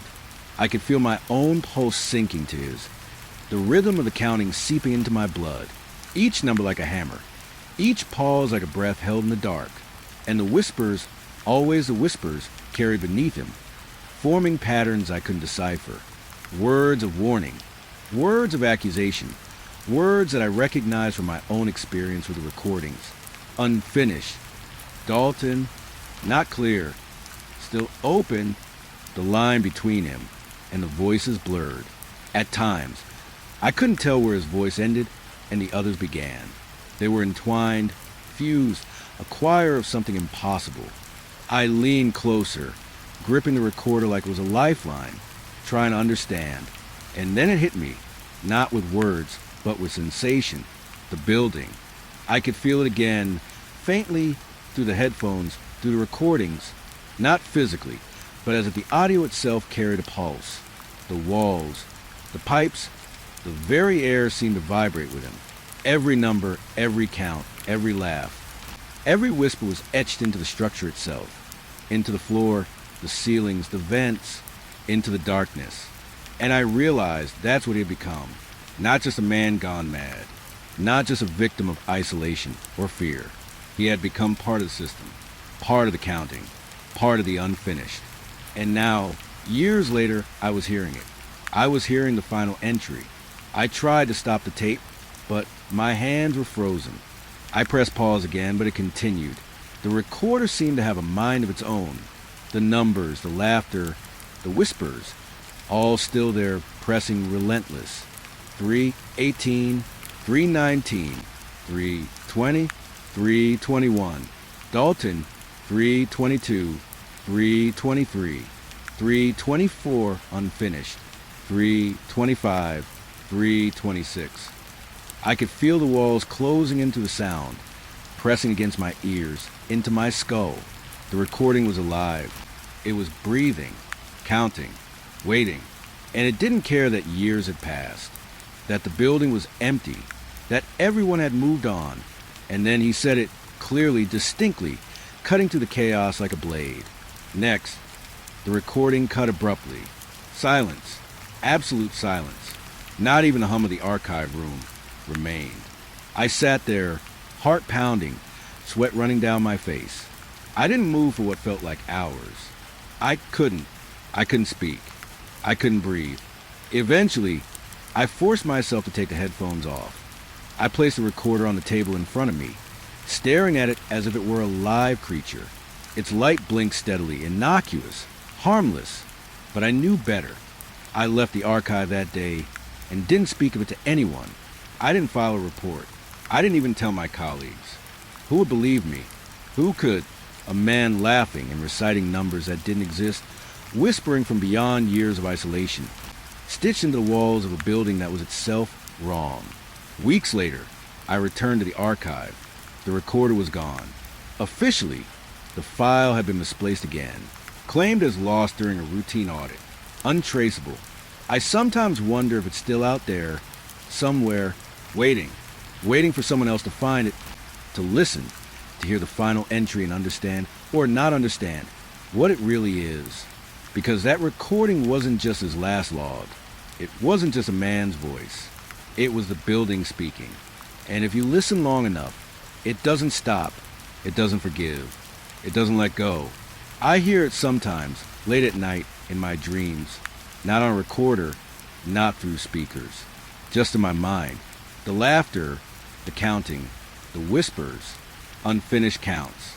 Dalton, numbers that don't exist. And I know, somehow, I am part of it now. Every time I close my eyes, I hear him counting, and always laughing. 318, 319, 320, 321. Dalton, 322, 323, 324, unfinished. 325, 326, next. I never thought a quiet job could feel so alive. Not in the way the word usually implies. Alive in the subtle, creeping way that makes the skin tingle without warning. Makes the shadows a little too long, the air a little too thick. The project itself was simple. The administration wanted the old visitation logs scanned and preserved digitally. They were just paper records from decades ago, yellowed and fraying, stacked in tall, dusty shelves in the far corner of the archive room. My job was to carefully handle each book, each folder, and transfer the information into the system. I liked the quiet. I liked being alone in the archive after hours. The faint hum of the fluorescent lights overhead. The soft whir of the scanner. The faint creak of the building settling around me. It was routine, predictable, safe, or at least I told myself it was. The first log I pulled was from the 1980s, a thick ledger with smudged ink and brittle pages. I ran my fingers over the cover, feeling the impressions of handwriting long gone. Names, dates, notes in the margins. A prison's history, recorded meticulously by people long since moved on. I began scanning, page by page. Name, date, visitor, inmate, notes. The scanner's light swept across the paper, bright and mechanical. The sound, a soft hum, a whisper of progress, filled the silence. I liked it. It was comforting in its monotony. The logs were filled with ordinary details at first. Family visits, lawyers, court-ordered meetings. But then, as I moved through the mid-'80s records, I noticed subtle patterns. Some entries were normal on the surface, routine visits, short notes. But certain pages had additions in the margins, little remarks, almost like reminders, that weren't part of the original logs. Things like, he shouldn't be left alone tonight. Count must be checked again. Cell 7A still waiting. I frowned, leaning closer to the page. The handwriting wasn't consistent. It varied, some neat, some rushed, some so jagged it looked almost frantic. I checked the dates. They weren't all from the same day. They spanned years, scattered across different inmates. I shrugged it off. Probably notes from corrections officers, routine reminders. But something in the phrasing, the repetition of certain cells and numbers, made me uneasy. I set the first log aside and grabbed the next. 1987, the entries began normally. Visits, times, durations. But then, again, the margins. Notes written in tiny, almost imperceptible script. Unfinished count. They're still here. I blinked. My hands froze on the scanner. They're still here. I whispered aloud, even though I was alone. The sound of my own voice in the empty archive made the hairs on my arms stand on end. I shook my head, tried to dismiss it. Old officer's shorthand. Clerical error. Anything to rationalize it. But a low hum seemed to fill the room, different from the lights or the scanner. I stopped breathing for a moment, listening. Nothing. I forced a laugh, shaky. Get a grip. I muttered, and I kept scanning. Hours passed. The night grew darker, the air colder. The archive's fluorescent lights buzzed unevenly. My eyes strained over the pages, catching every smudge, every annotation. And the notes kept coming. He will scream at the same time tonight. Do not leave the corridor empty. Clock 3:07 must be observed. I stared at the last one. 3:07. I remembered the number. It was familiar, somewhere deep in my memory. It tugged at something I couldn't place. I shook my head, trying to focus on the page, but the cold air pressed against my skin, and the silence felt thick, almost sentient. I told myself it was the building. Old buildings do that. They settle, they creak, they hum in ways you notice when you're alone. It was nothing. I focused back on the scanning, but then I noticed it. A name repeating, not in the logs themselves, but in the margin notes. Every few pages, in a different handwriting, a single inmate was marked. 7A. I paused, staring at the page. Cell 7A. Something in the back of my mind stirred. I couldn't place it. The letters looked older than the ledger, faded, almost stamped. I brushed my finger over it. The ink felt cold, not physically, but in my chest, a shiver. I continued scanning, trying to ignore the sensation crawling along my spine. But the more I worked, the more I noticed discrepancies. Clocks listed in the logs didn't match each other. Dates and times overlapped impossibly. Notes contradicted themselves. And always, the same phrases repeated like a mantra. Check the count. Do not leave them alone. Unfinished. By the time I reached the 1990s records, I felt a shift in the air. The hum of the fluorescent lights seemed louder. The scanner's mechanical sound seemed sharper, harsher. I glanced around the archive. Shadows pooled in corners where the light didn't reach. Nothing moved, of course. I told myself that over and over. Nothing moved. Nothing but my imagination. But then I heard it. A faint sound. Not from the scanner. Not from the lights. A soft tapping. Irregular. Coming from somewhere deep in the archive. I froze. My heart skipped a beat. I told myself there was a loose shutter, a settling shelf. But my body was rigid. I couldn't move. I leaned closer to the ledger, eyes scanning the page in case I missed something. And I did. A note I hadn't noticed before, written in small, almost microscopic script along the edge. He watches. They all watch. The counting never ends. My breath caught in my throat. The tapping stopped as suddenly as it began. I sat back, trying to convince myself it was nothing. Old buildings, tired mind, shadows, anything. I kept scanning. I told myself I needed to finish. Hours passed. My fingers cramped. My eyes ached. And yet, the pages seemed endless. Every log held more of the same notes. More warnings, more numbers, more reminders. Always the same cells. 7A, E, 12, 9C.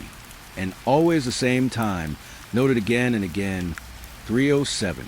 I stopped, pressing my palm to my forehead. Why did that number feel so important? I couldn't recall. Not fully. Just a shiver that ran down my back whenever I saw it. I glanced at the clock on the wall. 2:56 a.m. Another hour passed in a blur. I was tired. Too tired. And yet I couldn't stop. Something inside me pushed me forward, insisting I keep scanning, keep documenting, keep observing.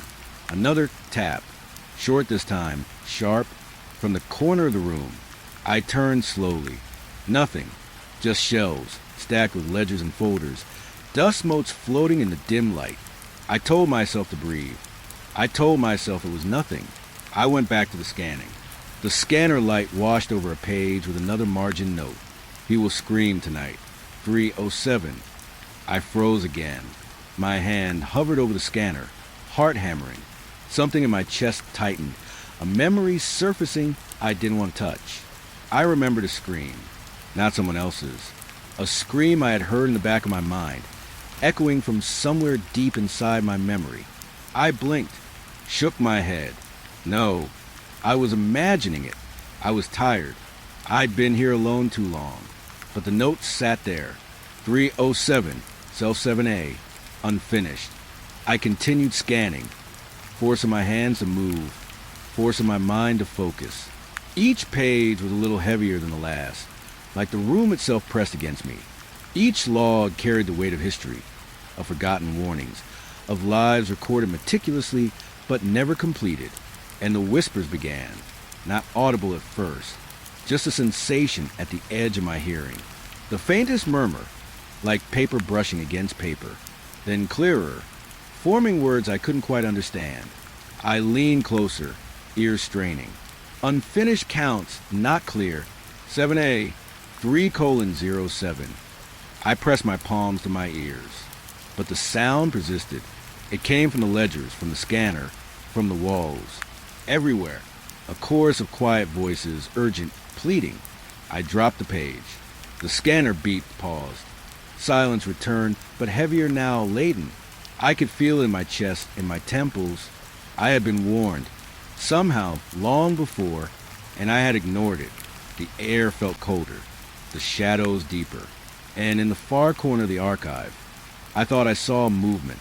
Not a person, not a shape, just a shift, subtle, like something brushing against the edge of my vision. I stood, hands trembling, and gathered the ledgers into a pile.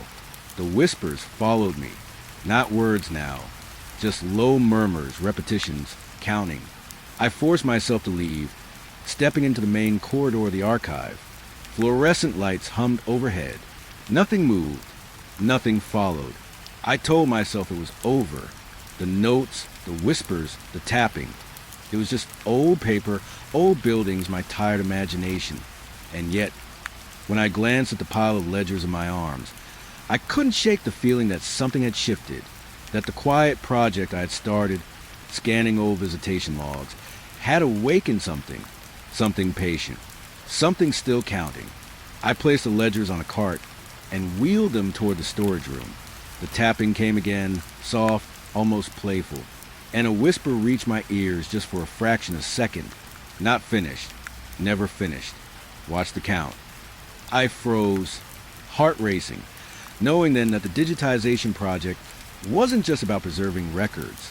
It was about listening, and that whatever had been recorded long ago was still alive. I wheeled the cart in silence, telling myself, as I always did, that it was just the archive, just the night, just me, but deep down I knew better. The counting would never end, and neither would the watching. It started slowly. At first, I thought I was imagining it. One night, after finishing the last of the scans, I glanced back at the logs I had already digitized. A page that had been blank yesterday now had entries. Fresh ink, new handwriting.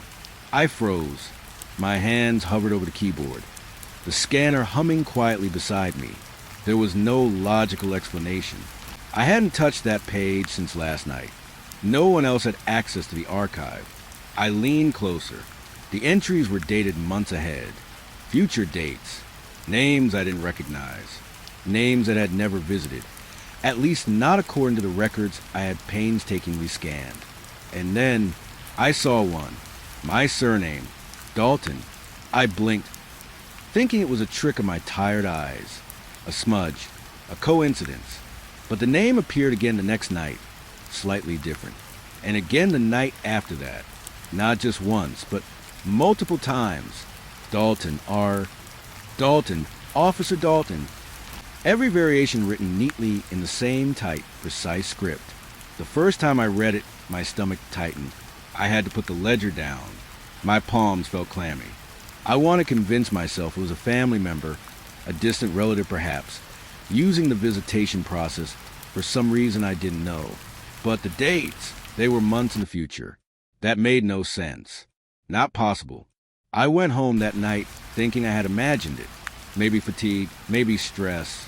But the images of those names haunted me in the quiet moments. In the shower, while eating, lying awake staring at the ceiling. The surname lingered like a shadow at the edge of my mind.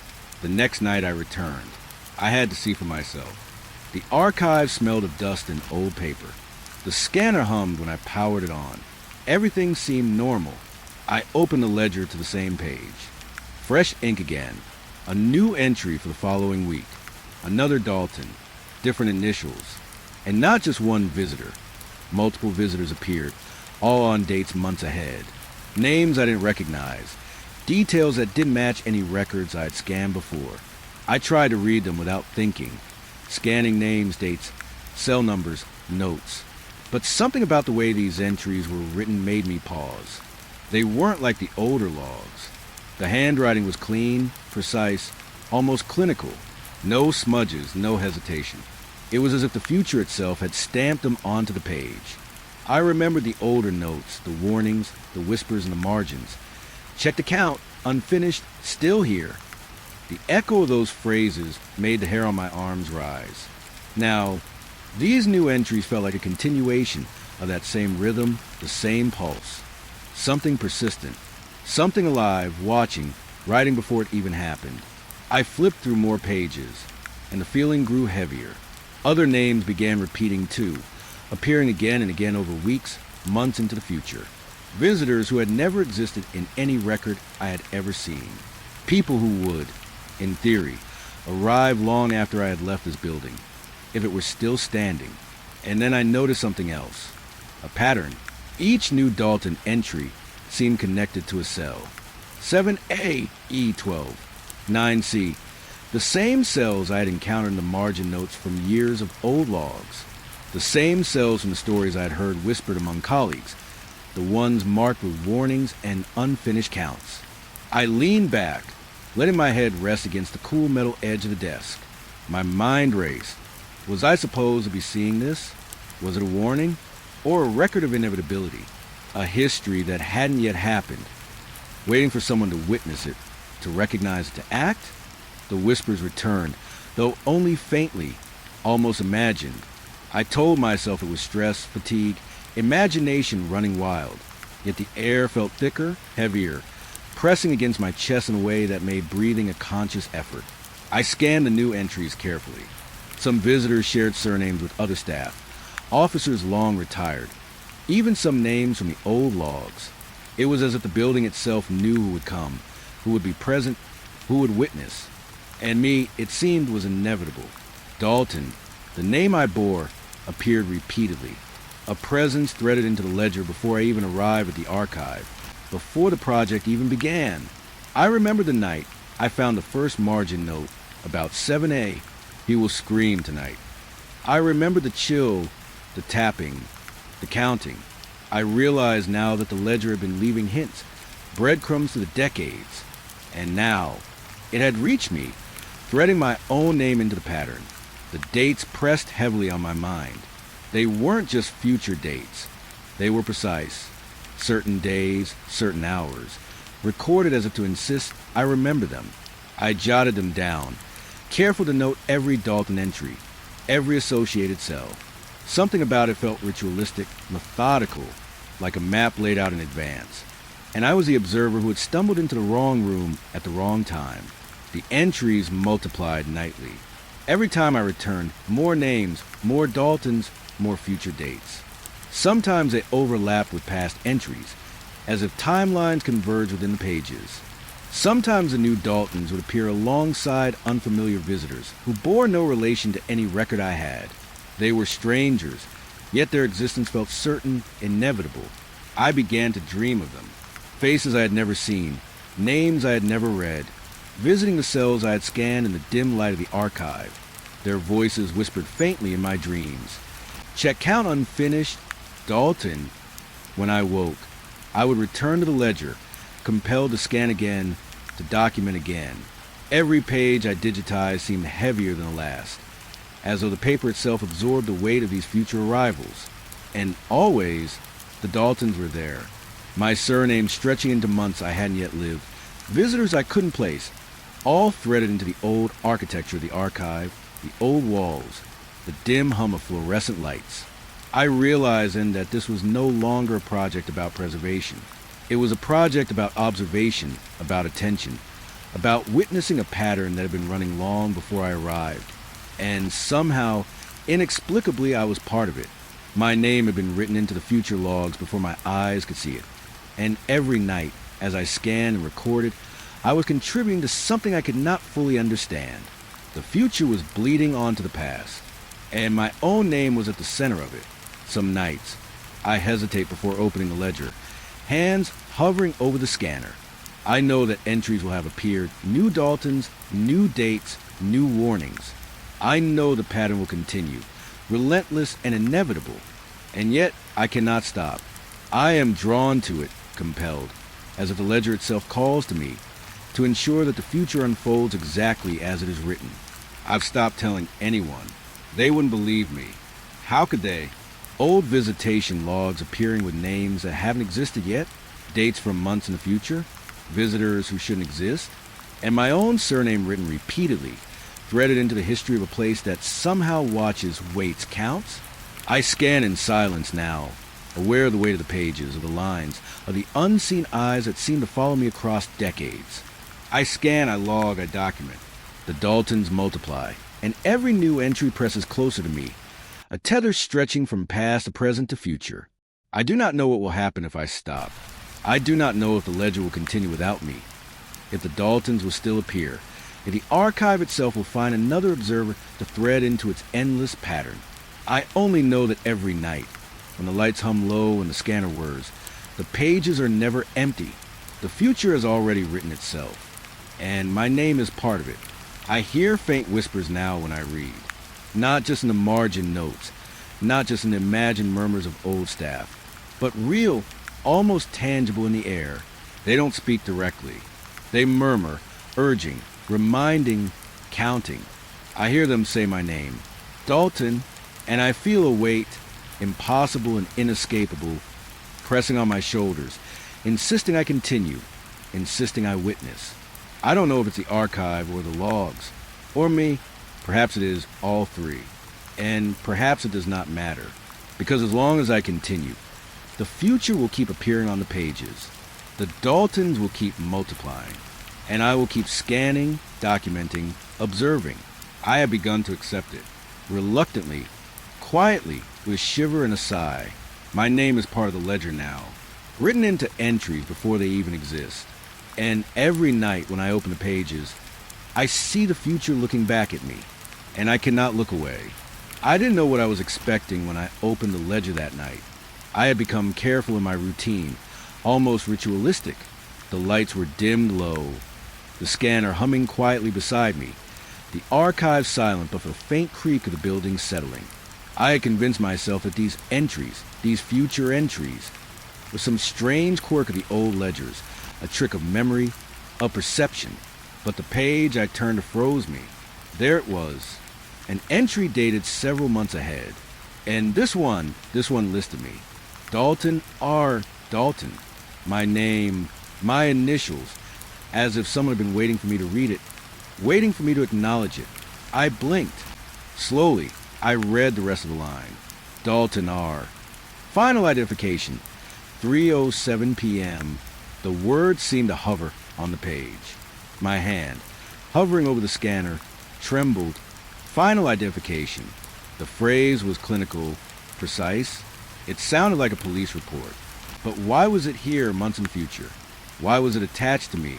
And why now, when I had spent countless nights scanning, observing, logging everything in silence? I leaned back in the chair, trying to steady my breath. My chest tightened. I couldn't remember the last time my heart had thudded this fast without warning. The archive was still. The scanner hummed. The fluorescent lights flickered lightly, casting long, unnatural shadows along the walls. I told myself I was imagining it, that my eyes were playing tricks on me, that fatigue had finally won. But deep down, I knew better. I turned the page slowly. The handwriting was neat, almost deliberate. Every detail logged. my visit, the time, the reason. Nothing else. No visitor, no explanation. Just me. Final identification. I couldn't stop staring.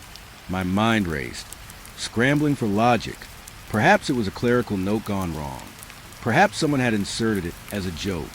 But the ledger was sealed, untouched, locked away for decades before this digitization project.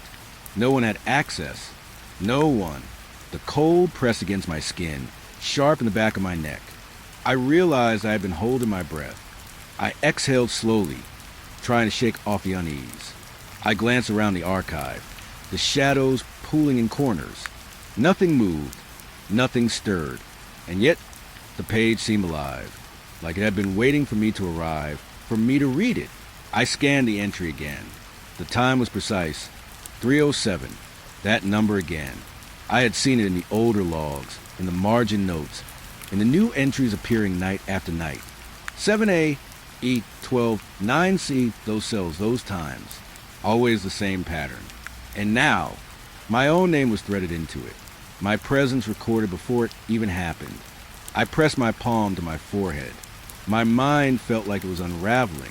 "This isn't real," I whispered, though the words sounded hollow in the quiet room. I wanted to believe it. I needed to, but my eyes kept returning to the page. Dalton. Final identification. 3:07. I remembered the whispers, the tapping, the voices I had imagined, or had I? While scanning the older logs, they had always warned, hinted, suggested. Check the count, unfinished. Dalton. And now, the ledger itself seemed to speak with certainty, not suggestion. Not a warning, but a statement. This would happen. I would be here, at this time, for this reason. The weight of inevitability pressed on me. My palms were sweaty.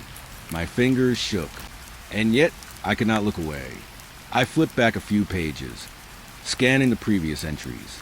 Visitors from months ahead, names I had never seen before, all logged with precise times and purposes. Some shared surnames with the old staff. Others, like me, were strangers written into the ledger before they existed. The pattern had been growing, multiplying with each night I returned to the archive. I was not the first. I would not be the last. But this entry was different. It was personal. My name, my visit, my final identification. The phrase echoed in my mind like a tolling bell, slow and deliberate. I shivered. I could feel it beneath my skin, in the hollow of my chest. The ledger was no longer a passive record. It was alive, and it knew me. I pressed the ledger to my chest, as if touching the page could anchor me, remind me that I was still in the present, that I was still myself. But the words burned into my mind. Final identification. What did it mean? I couldn't shake the feeling that it wasn't just a record. It was a statement, a summons. I tried to continue scanning, to focus on other entries, other dates, other visitors. But my mind kept returning to that line. I could hear the whispers beneath the hum of the scanner, faint but unmistakable. Dalton, 3:07, final unfinished. I closed my eyes, pressing my forehead to the ledger. The room around me seemed to stretch, shadows curling inward. The fluorescent lights flickered again, slower this time, almost like they were breathing. And in that moment, I felt something brush against the edges of my consciousness. Something patient, something waiting. I shook my head and opened my eyes. The ledger lay flat on the desk. The entry stared up at me, as if it were alive, as if it were watching me. I realized I had been holding my breath again. My hand shook as I reached for the scanner, pressing it to the page, forcing it to digitize, to record, to preserve. I had to know. I had to capture it before I lost the courage to touch it again. The scanner word. The light swept across the page. And still, the entry remained. Dalton. Final identification. 3:07. My name written with certainty in the ledger's precise script. I stepped back from the desk, my hands trembling. My mind raced, trying to rationalize it. Perhaps it was a record from a parallel timeline, a projection of some strange clerical anomaly. Perhaps the ledger had been tampered with long ago, or perhaps my mind was unraveling under the weight of months alone in this archive. But deep down, I knew it was something else, something impossible, I remembered the older logs, the warnings, the margin notes. Check the count, unfinished. 7A, 3:07. The same cells, the same times. The same phrase repeating across decades, now threading itself into my life. And I realized with a chill that crept down my spine that I was part of it. My own existence had been written into the ledger, my presence logged before it happened. My final identification recorded long before I even knew what it meant. I tried to shake the thought. I told myself to breathe, to step away, to leave the archive, but the ledger seemed to pulse beneath my fingers. The words seemed to lean toward me, pressing into my mind, pulling me forward. I could feel the inevitability of it in my bones, in my chest, in the back of my neck.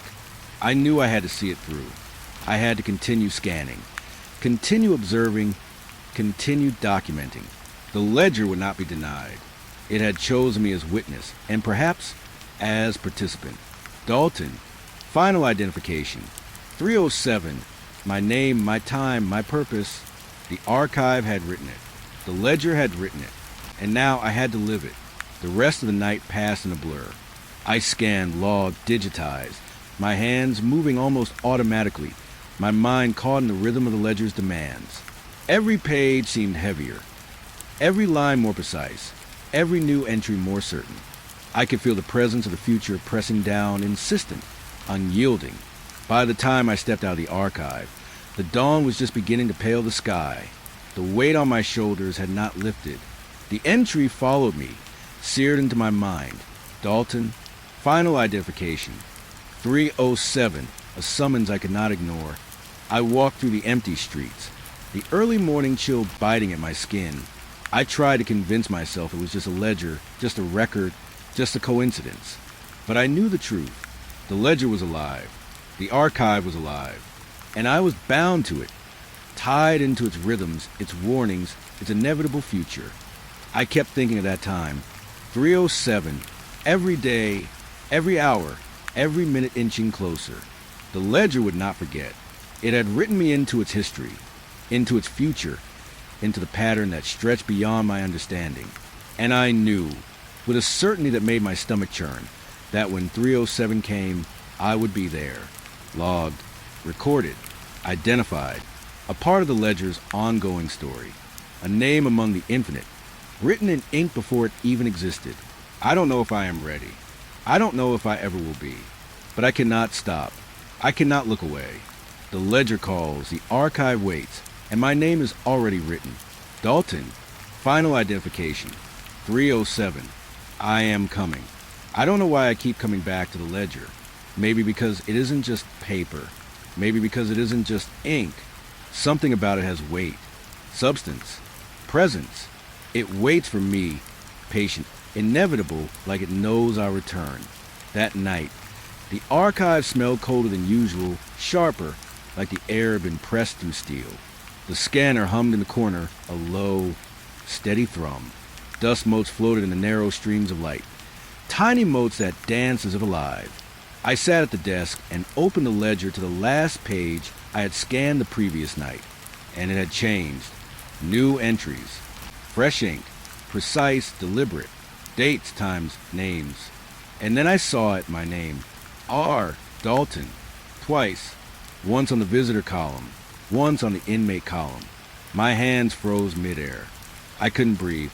I read it again, slowly, letting the words sink in. The date, the time, 3:07. The exact moment I had seen in the final identification entry. The moment I had felt in my chest as a weight, a certainty, a summons. And now it was here in the ledger, stamped like a mark I could not escape. I pressed my fingers against the page, and the ink seemed to hum under my touch. Not physically, not really, but it pressed into my mind, insistent, undeniable. I tried to pull away, but my gaze refused to leave it. I could almost hear a whisper beneath the hum of the scanner, soft but certain. Sign here, unfinished. I laughed quietly, nervously. It's a ledger, I whispered. It's just a record. It can't. But my words faltered. I couldn't finish the sentence. I looked around the room. Shadows pooled in the corners, heavier than the night should allow. The fluorescent lights flickered faintly, the hum stretching into something like a voice. I shook my head. No. Focus. Document. Digitize. Observe. That had been my mantra, my shield, and yet it felt flimsy, useless, as if the ledger itself were peeling away, exposing me to something I couldn't fight. I flipped back a few pages, scanning the entries leading up to this one. Visitors from the future. Names I didn't recognize. Daltons, strangers. Everyone threaded into a pattern that I could no longer pretend was coincidence. Every page seemed to pulse beneath my fingertips. The ledger had rhythm, breath, a heartbeat, and now it had taken me. The dual listing of my name, visitor and inmate, pressed into my mind with unbearable weight. My presence, my existence, recorded in both roles simultaneously. I couldn't reconcile it. How could I be the observer and the observed? The visitor and the prisoner? The ledger made it real. And more than real, certain, inescapable. I ran my fingers along the line. It felt heavier than ink should feel, like it had depth, like it was carved into paper instead of written on it. I imagined the pen hovering over the page, writing without human hand, a specter etching me into the record. Sign here, Dalton, 3:07 unfinished. The whisper was soft but definite. I could feel it behind my eyes, at the edge of thought. I didn't move. I couldn't move.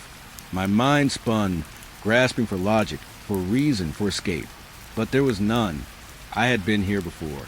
I had seen the patterns. I had scanned the future and watched it bleed into the present.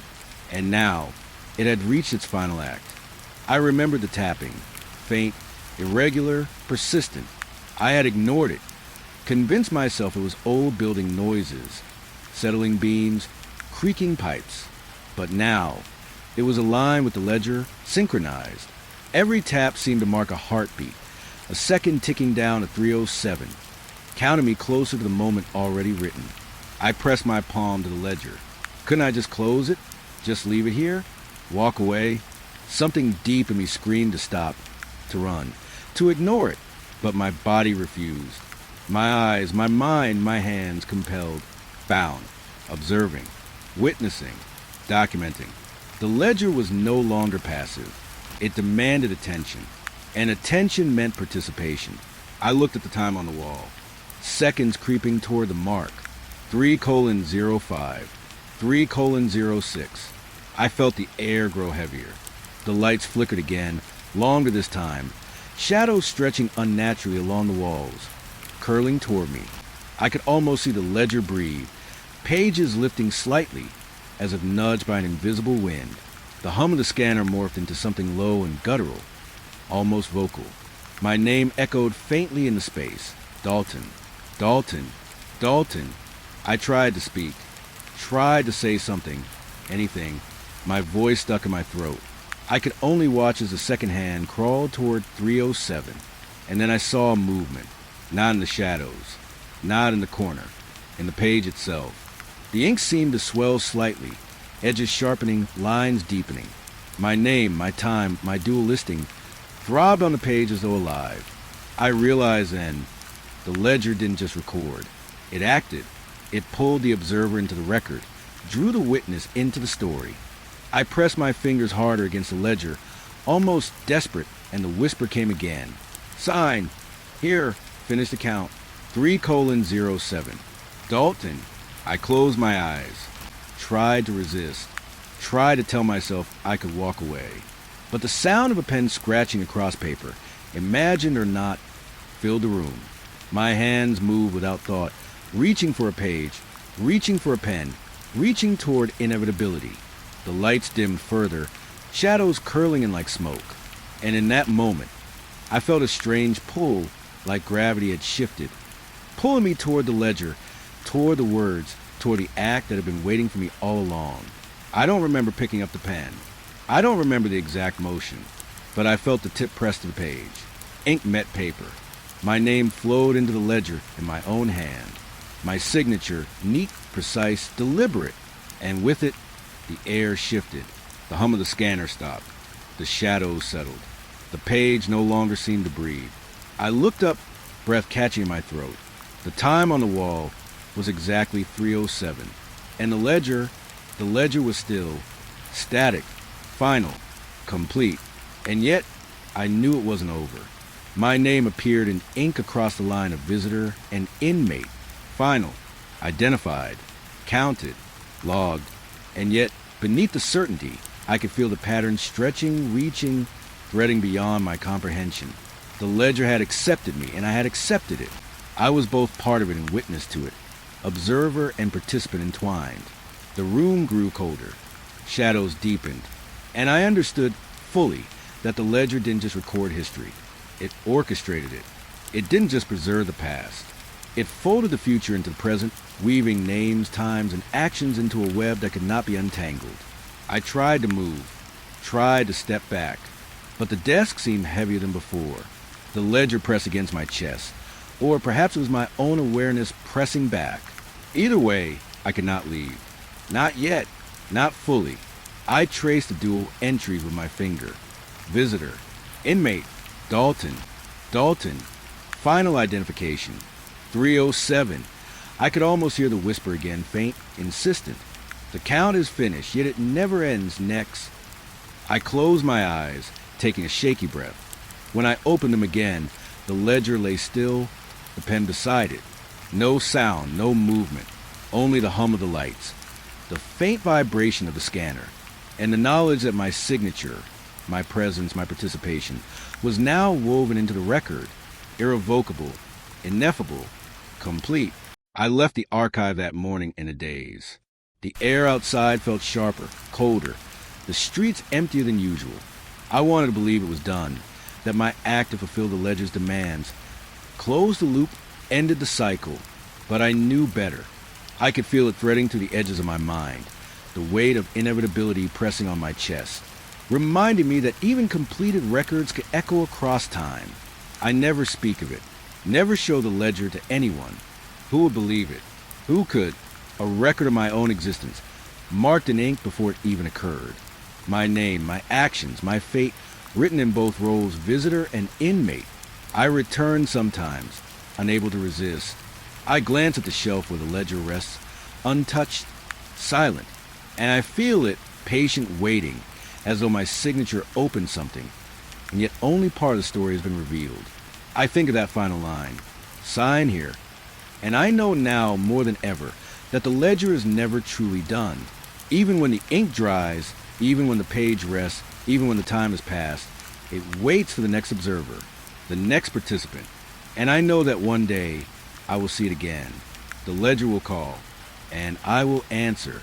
Dalton, visitor, inmate, final identification, 307. The count continues. I've been staring at these monitors for hours, maybe longer. Time feels like it drifts differently up here, in this cold, empty room at the edge of nowhere. The only light comes from screens, green and gray flickers that make the shadows of my office feel alive. I'm supposed to be watching Stonewall Jail fall apart, brick by brick, metal by metal. But all I can feel is the weight of it pressing against me. Not the building itself. It's just stone and rust. But the ghosts, the things that shouldn't have left. The demolition crew moves slowly, methodically, in the grainy camera feed.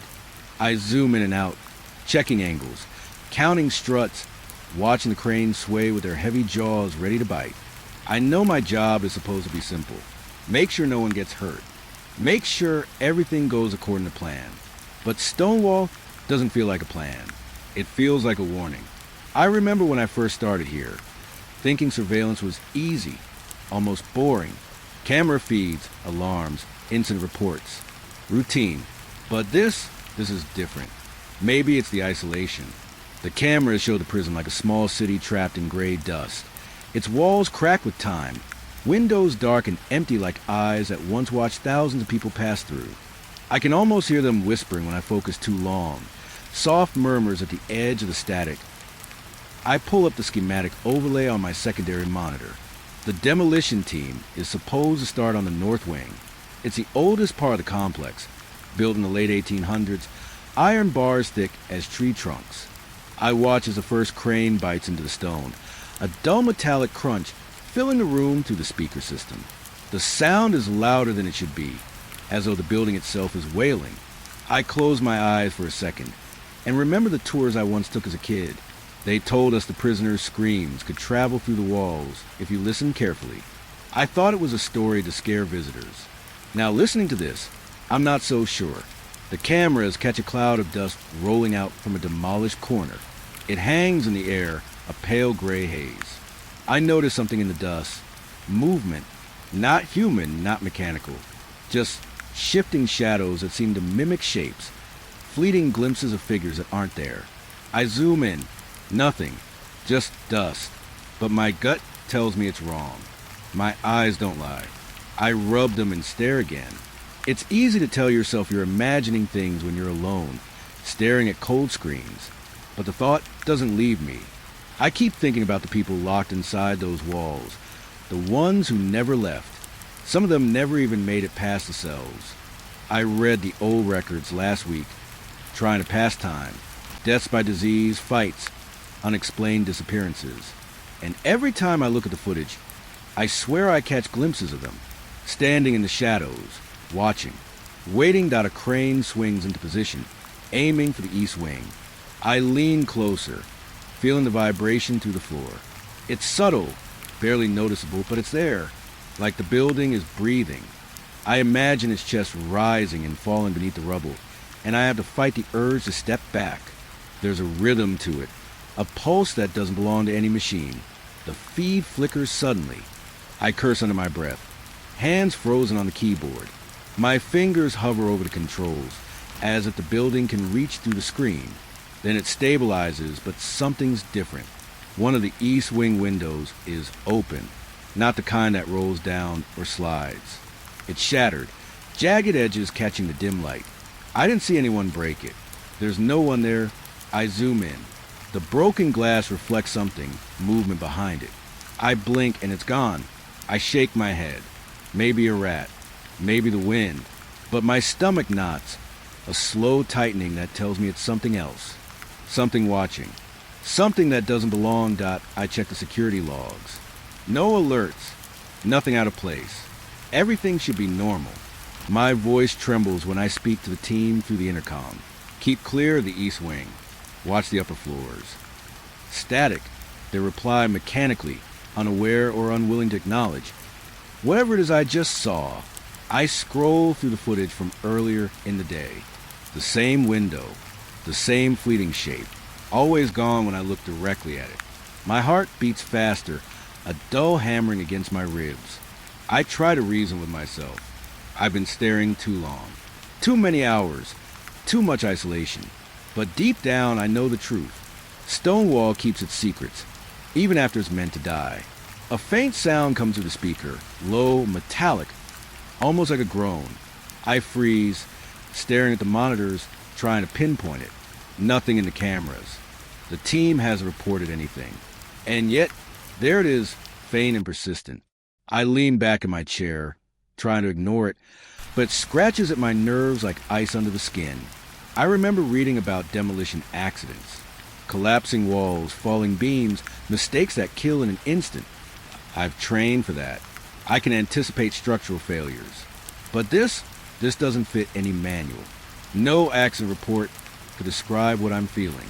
A presence, watching, waiting for something beyond collapse, beyond rubble. I glance at the north wing feed. The crane pulls back, and the corner of the building sags slightly, groaning under the weight. Dust cascades down like tiny gray snowflakes. For a moment, I think I see a face, pale and hollow, pressed against the crumbling bricks. I blink. Gone. The camera catches nothing but shadow. I rub my temples, trying to stay rational. Focus on the schedule. The feed, the team, the walls. Breathe. But my thoughts keep returning to the eyes I swear I saw in the dust. Watching me, silently, accusingly. I feel a cold sweat creeping down my back. I've been alone in this room for hours, and I can't remember the last time I felt safe. The demolition continues. Beams collapse, metal screeches. Dust clouds rise and settle. I monitor the vibrations, note structural weaknesses, but the shadows linger. They seem to shift when I look away, retreating just out of sight. I try not to think about what could be hiding in those empty halls. What could survive the destruction? What could be waiting for the walls to fall so it can move freely? I lean closer to the main monitor, watching a beam swing toward the east wing. The shattered window catches the sunlight that has finally broken through the clouds, and I swear I see movement again. This time, slower, deliberate. A figure steps into the light for just a moment, tall, thin, impossible to ignore. Its head tilts, as if it's studying me, considering me. I blink. The window is empty. The figure is gone. My fingers hover over the camera controls, but I can't look away. I need to see it again. I zoom, enhance pan. Nothing. Only dust, rubble. The dull gray walls of a building meant to be nothing more than stone and memory. But I know what I saw, and I know it's not leaving. The demolition team calls out over the radio, asking for status. I force my voice steady. Everything clear. Keep it moving. I don't tell them about the shapes in the dust, the fleeting faces in the rubble, the feeling that Stonewall isn't finished yet. They wouldn't understand. I wouldn't want them to. I lean back in my chair, trying to calm my racing thoughts. The monitors flicker. Shadows pool and stretch like ink dropped in water. I feel something shift in the room, a pressure at the back of my neck. Not wind, not vibration. Something alive. I glance around the empty office. Nothing. But I feel eyes, waiting, always waiting. Hours pass. The building crumbles. Beams collapse. Dust clouds settle. The gray of the walls turning to rubble. The demolition team leaves, their work complete. But I stay. I can't leave. I know I shouldn't. There's something here. Something that survived. Something that doesn't belong to the past, but refuses to leave with it. I turn off the monitors. Darkness floods the room. The quiet is absolute. And then I hear it again, a faint metallic groan. Soft at first, then louder. Like the building itself is breathing. Or like something inside it has finally decided to move. I can't tell if I'm imagining it. I hope I am. But deep down I know the truth. Stonewall isn't done. And neither are the things it kept hidden. I leave the office finally, heart hammering, knees weak. Outside, the wind picks up, carrying the smell of dust and decay. The jail is a skeleton now, half collapsed, half standing. And in the gray light of evening, I swear I see movement in the shadows. Watching, waiting. I walk away slowly, glancing back once, twice, my stomach twisting. And I know, even as the sun sets and the wind howls through the empty halls, I'll dream of those eyes, watching, always watching. Stonewall isn't gone. Not really. I thought the cameras were enough to keep me occupied, enough to convince me that I was just watching bricks and steel crumble into nothing. But then the audio feed kicked in. It started subtle, faint, almost like static rubbing against itself, a low hum beneath the regular background noise of the demolition. I almost didn't notice at first. The first time I heard it clearly, I froze mid-breath. It wasn't static. It was a voice. Soft, distant whispering. I shook my head, trying to convince myself it was a stray radio signal from the demolition crew's headsets. But it didn't sound mechanical. Not at all. It sounded human. At first, I couldn't make out the words. Just murmurs, like someone was talking behind a door that had been shut for decades. Then I realized it was repeating something I had said earlier that day. My own voice. Commands I'd issued to the team. Keep clear of the east wing. The words floated through the speaker, slowed down, drawn out, like the building itself was testing how to imitate me. I leaned closer, heart hammering, and tried to focus. Hello. My voice sounded loud, intrusive, even in the empty room. The monitors flickered. The feed stuttered. The voice repeated again. My words, my tone, not exactly right, but unmistakably mine. I pressed the talk button on the intercom. Is anyone there? Nothing. Just a low hum of the ventilation and the distant groaning of the half-demolished jail. But then again, soft, almost shy, my words returned. Keep clear, it whispered, dragging the syllables into something I didn't recognize. I shut my eyes, trying to breathe, trying to convince myself I wasn't hearing what I knew I was hearing. It couldn't be real. Could it? The team wasn't in this room. They were out there somewhere in the ruins, and I was alone. I always was up here, staring at these monitors, drinking stale coffee, counting dust clouds. Alone, but not alone. That much was clear. I pulled the feed up, searching for any sign of movement beyond the usual shadows. The monitors showed empty halls, collapsed walls, piles of gray dust where the east wing once stood solid. Nothing. I tried to pinpoint the source. Maybe a microphone had picked up something from the rubble, a rat, a branch scraping metal. Something explainable. But as I listened, I realized the voice wasn't coming from the microphones near the crew. It was coming from everywhere, surrounding me, filling the room in a way that made the air feel thick, heavy, like a storm pressing down on my shoulders. I rubbed my eyes. The voice spoke again, clearer this time, almost taunting, almost deliberate. Keep clear of the east wing. I couldn't stop myself from repeating it aloud, and the moment I did, it answered back immediately, exactly in my pitch and tone, a shadow of me speaking from nowhere, echoing in a space that shouldn't have any sound at all. I tried to turn it off. The audio panel refused. Every knob I twisted, every button I pushed, made it louder, more insistent. The voice began repeating not just my commands, but my thoughts, small things I had whispered to myself under my breath, words I thought I had spoken only in silence. Focus, breathe, calm. It parroted them all, slow, twisted, mocking. I leaned back, my heart racing, my hands trembling. I could feel the air around me thicken, almost like it was pulling toward the monitors. The voice repeated itself in layers now, overlapping, one echo on top of the other, like fragments of me trapped in a broken record. I realized I couldn't move without hearing myself, without hearing it repeat, always following. I remember gripping the edge of my desk, feeling the cold steel beneath my fingers, trying to ground myself in something real.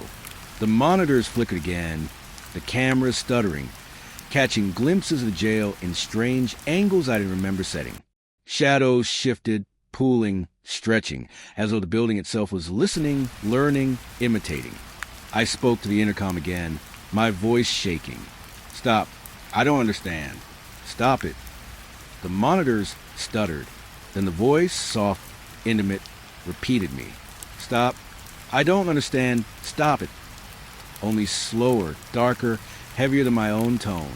Like something inside the walls was molding my words into something alien, something meant to unsettle, to fracture me. I pressed the emergency cutoff on the main console. Silence. I exhaled, leaning back in my chair, and for a second, I thought it was over. The monitors were black, the room quiet, the wind outside soft. But then, faintly, almost imperceptibly, I heard again. Not my voice this time, but another, soft, whispering, weaving around my ears. A low, breathy sound that made my skin crawl. I couldn't tell if it was male or female. The tone was wrong, uneven, jagged like a scratch record. But the words were clear enough. Names, places, snippets of conversations I didn't remember saying aloud. Snippets of memories I thought were mine alone. I felt the hair on my neck rise, my body tighten. Whoever, or whatever, was speaking had been listening, always listening. I remember standing, pacing. My legs felt weak, unsteady. Every step echoed in the empty office. I could feel my own heartbeat, drumming against the silence like a warning. I tried to speak again. Who's there? My voice trembled, almost breaking. The voice answered. Not my own this time. Clear, deliberate, and calm in a way that made me shiver. Here. Always here. I stumbled backward toward the monitors, staring at the frozen images of Stonewall Jail. Dust clouds hung like specters. Shadows pooled and stretched as if alive. And in that moment, I understood. The building hadn't just held prisoners. It had held something else. Something patient. Patient enough to wait decades, to learn my voice, my patterns, my fears. Something that could speak in the echoes I thought were mine alone.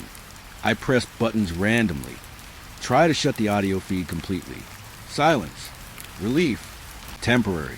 Then came the faint scratching. like fingernails across metal, from one of the microphones. I spun around. No one. Nothing. But the sound continued, circling me, following me, layering over the voice that now whispered every command, every thought I had spoken today. I realized then that my commands were no longer mine. They were invitations. Invitations repeated back to me, distorted, warped, filling the room, shaping the air into something I couldn't see but could feel. The building, or whatever lingered in it, was speaking through me, through my own mouth, through the speakers, through every echo I had ever produced in this space. I thought about the demolition crew, out there, among the rubble, unaware of what lingered in the walls, in the air, in the dust. I wondered if they would hear it too, if they were already hearing it, and I just hadn't noticed, or worse, if it would only speak to me, because it needed me to listen, to understand, to witness. I remember my reflection in one of the monitor screens, pale, wide-eyed, unsteady. I barely recognized myself, and behind me, in the faint glow of the monitors, I thought I saw movement, not quite human, not quite shadow. I whipped around. Nothing, just the hum of the electronics, the faint breeze from the broken window, but I could feel it watching, waiting, learning. The voice began layering over itself now, repeating my words, then reshaping them, adding phrases I had never said. You cannot leave. You cannot hide. I am here. And it was. I could feel it, pressing at my mind, stretching into my thoughts, curling around the corners of memory I hadn't dared touch in years. I tried to close my eyes, tried to breathe, tried to convince myself it was my imagination, that hours alone in a room staring at monitors could warp reality this much. But the whispers continued, weaving themselves into my fears, drawing out memories of every regret, every shame, everything I had locked away, names, faces, long forgotten sounds. And each time I thought I had escaped the echo, it returned. Always, always returned. I thought about running, about leaving the office, the building, the site. But even as I imagined it, I could hear it whispering my steps, my intentions, mocking me in a tone that was mine but not mine. I realized then that escape was an option. Not yet, not while the voice had learned me so well, while it mirrored every thought, every movement, every word. I sank back into my chair, my hands shaking, my breath ragged. The monitors flickered again, the voice layering and twisting, echoing commands and thoughts until I couldn't tell where I ended and the echoes began. I felt my own mind fray, the edges softening, melting into the whispers that had taken root in the silence of this empty office. And then I understood. Stonewall hadn't just imprisoned people. It had preserved them. Not their bodies, not their faces, not their lives, but their voices, their patterns, their echoes. And now, with me alone in this room, it had found a new vessel, someone to mirror, someone to speak through, someone to watch, always, always watch. I can still hear it now, even after I've left the monitors off, even with the building silent behind me. A faint repetition of words I once said, a reminder that the echoes never leave. They only wait, and when the room is quiet and no one is listening, they will return. Stonewall speaks, and I am listening. I thought I had grown used to the isolation, the monotony of monitors and dust. I thought I understood Stonewall Jail, at least as much as anyone could after hours of staring at crumbling walls and empty halls. But tonight, it proved me wrong. It started the way it always does, a flicker on the feed just for a moment. My fingers hovered over the keyboard, frozen, eyes straining through the grainy image. Then I saw it, a figure, standing in the middle of the east wing rubble, where there shouldn't have been anything but dust and broken beams. At first, I thought it was one of the demolition crew. Maybe they had wandered back to check something. But no, the figure didn't move like a person. It didn't even move at all. It just stood there, perfectly still, framed in the gray chaos of the rubble. I leaned forward, heart hammering, trying to make sense of it. The time stamp on the corner of the monitor blinked, and then blinked again, and again, only it wasn't moving forward. It was looping, back 2 hours. Everything on the feed repeated itself, exactly as it had before. And there it was, standing in the same place, watching me. I rubbed my eyes, blinked, leaned back, tried to tell myself it was a glitch, a simple camera error, but I knew better. I had been watching these feeds long enough to know the difference between a static frame and something alive, something observing, something impossible. I zoomed in, grainy, pixelated, distorted, but even in that gray blur, I could make out a face. Pale, hollow, eyes too dark, staring too hard, like they knew me. The kind of stare that pierces a screen and presses into your chest, makes your lungs tighten. And I felt it, an unnatural weight, like gravity had shifted around me, pressing me into my chair. I called out, voice shaking. "Hey, is someone there?" Silence. Not even a hum of the equipment. Just the faint hiss of the old monitors. And then movement. The figure shifted, almost imperceptibly. Head tilted. Eyes fixed on me, or at least on where I sat. I swallowed hard. My stomach turned cold. I checked the floor. Empty. The office door locked, as always. No one could have gotten in. No one. And yet I could feel it. Its gaze. It was patient, deliberate. Waiting. I replayed the feed. Careful this time. The loop repeated perfectly. Rubble, dust, beams, silence. And the figure remained, unmoving in the same spot. Frozen yet alive, like a photograph that breathes. And then I noticed something else. The shadows around it were wrong. They stretched too long, too dark, curling toward the corners of the screen, pooling where they shouldn't. I leaned closer, heart hammering, mind trying to rationalize. Maybe it was a trick of the light. Maybe my exhaustion was making me see shapes in the static. But then the figure blinked, not like a person blinking, but slow, deliberate, and the eyes, I swear they locked on mine through the screen, through the glass, through everything between us. I shut my eyes for a moment, counting in my head, trying to calm down. When I opened them, it was still there. Same place, same posture. The timestamp looped again, and I realized something impossible. I had been watching the same moment repeat for hours, and yet I couldn't tear my eyes away. Every loop felt longer, heavier, like the building itself was breathing through the feed. I remembered the demolition team. They had left hours ago. No one should have been near the east wing. No one could have been there. And yet, the figure was real. Real in the way shadows can't be. Real in the way a memory can reach out and touch you. I zoomed in further. My stomach sank. The face, it was familiar. Not in a way that made sense. Not a friend, not a crew member. Just familiar. Like something I had glimpsed before and immediately tried to forget. And the longer I stared, the more I remembered. Whispered voices I thought were echoes. Movements in the dust that weren't shadows. Eyes that had followed me long before this job. My hands shook as I scrolled through the controls. Nothing worked. The feed wouldn't pause, wouldn't change. The timestamp continued its loop, mocking me. And with every repetition, the figure seemed to grow more distinct. The face clearer, the eyes deeper, the expression almost expectant. I tried to speak, voice low. "Who are you?" My words sounded ridiculous even as I said them. But the figures had tilted, and for a heartbeat, I thought it nodded. Not in greeting, not in acknowledgement. Just, yes. Yes, it was here. Yes, it had always been here. Yes, it had waited. I leaned back, rubbing my eyes, trying to breathe. The feed flickered again. The timestamp jumped backward for a fraction of a second before resuming the loop. And then, impossibly, I saw something move behind the figure. A shadow that shouldn't have been there. Thin, elongated, curling over the rubble, reaching toward the camera. Or toward me. I couldn't tell which. I shivered. My chair creaked under me. The room felt colder. The hum of the monitors. The softness of electricity. Even the faint whistle of the wind outside. It all seemed to fade into silence, except for the weight in the air, pressing down, making it hard to think, hard to move, hard to breathe. I tried to rationalize.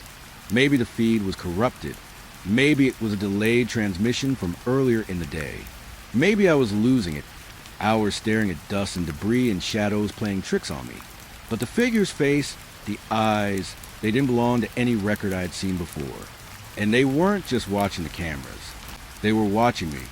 I pressed buttons, tried to switch cameras. Nothing. The figure remained, always in the east wing, always in the same place, always facing the monitors. And every time I blinked, every time I looked away even for a second, it felt like the gaze followed me into the darkness of my office. I remember what I had read about Stonewall. Stories buried in yellowed records. Tales of prisoners disappearing without a trace. Of guards who swore they saw someone or something move through walls. Something that shouldn't exist. I had dismissed it all, rationalized it. Ghost stories. Urban legends. Now I wasn't so sure. The figure didn't move, didn't speak. And yet, its presence filled the room. I could feel it in my chest, in my temples, in the back of my neck. A pressure that made my skin crawl, made my hands sweat, made me question if I was even in control of my own senses. I called out again. "Stay there. Don't move." My voice cracked. Silence. Then, almost imperceptibly, the figure's head tilted again. And in that gesture, I knew something I couldn't explain. Understanding. Recognition.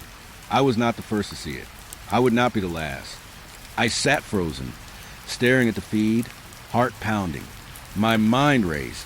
Tried to anticipate what would happen next. But there was no next. Only repetition.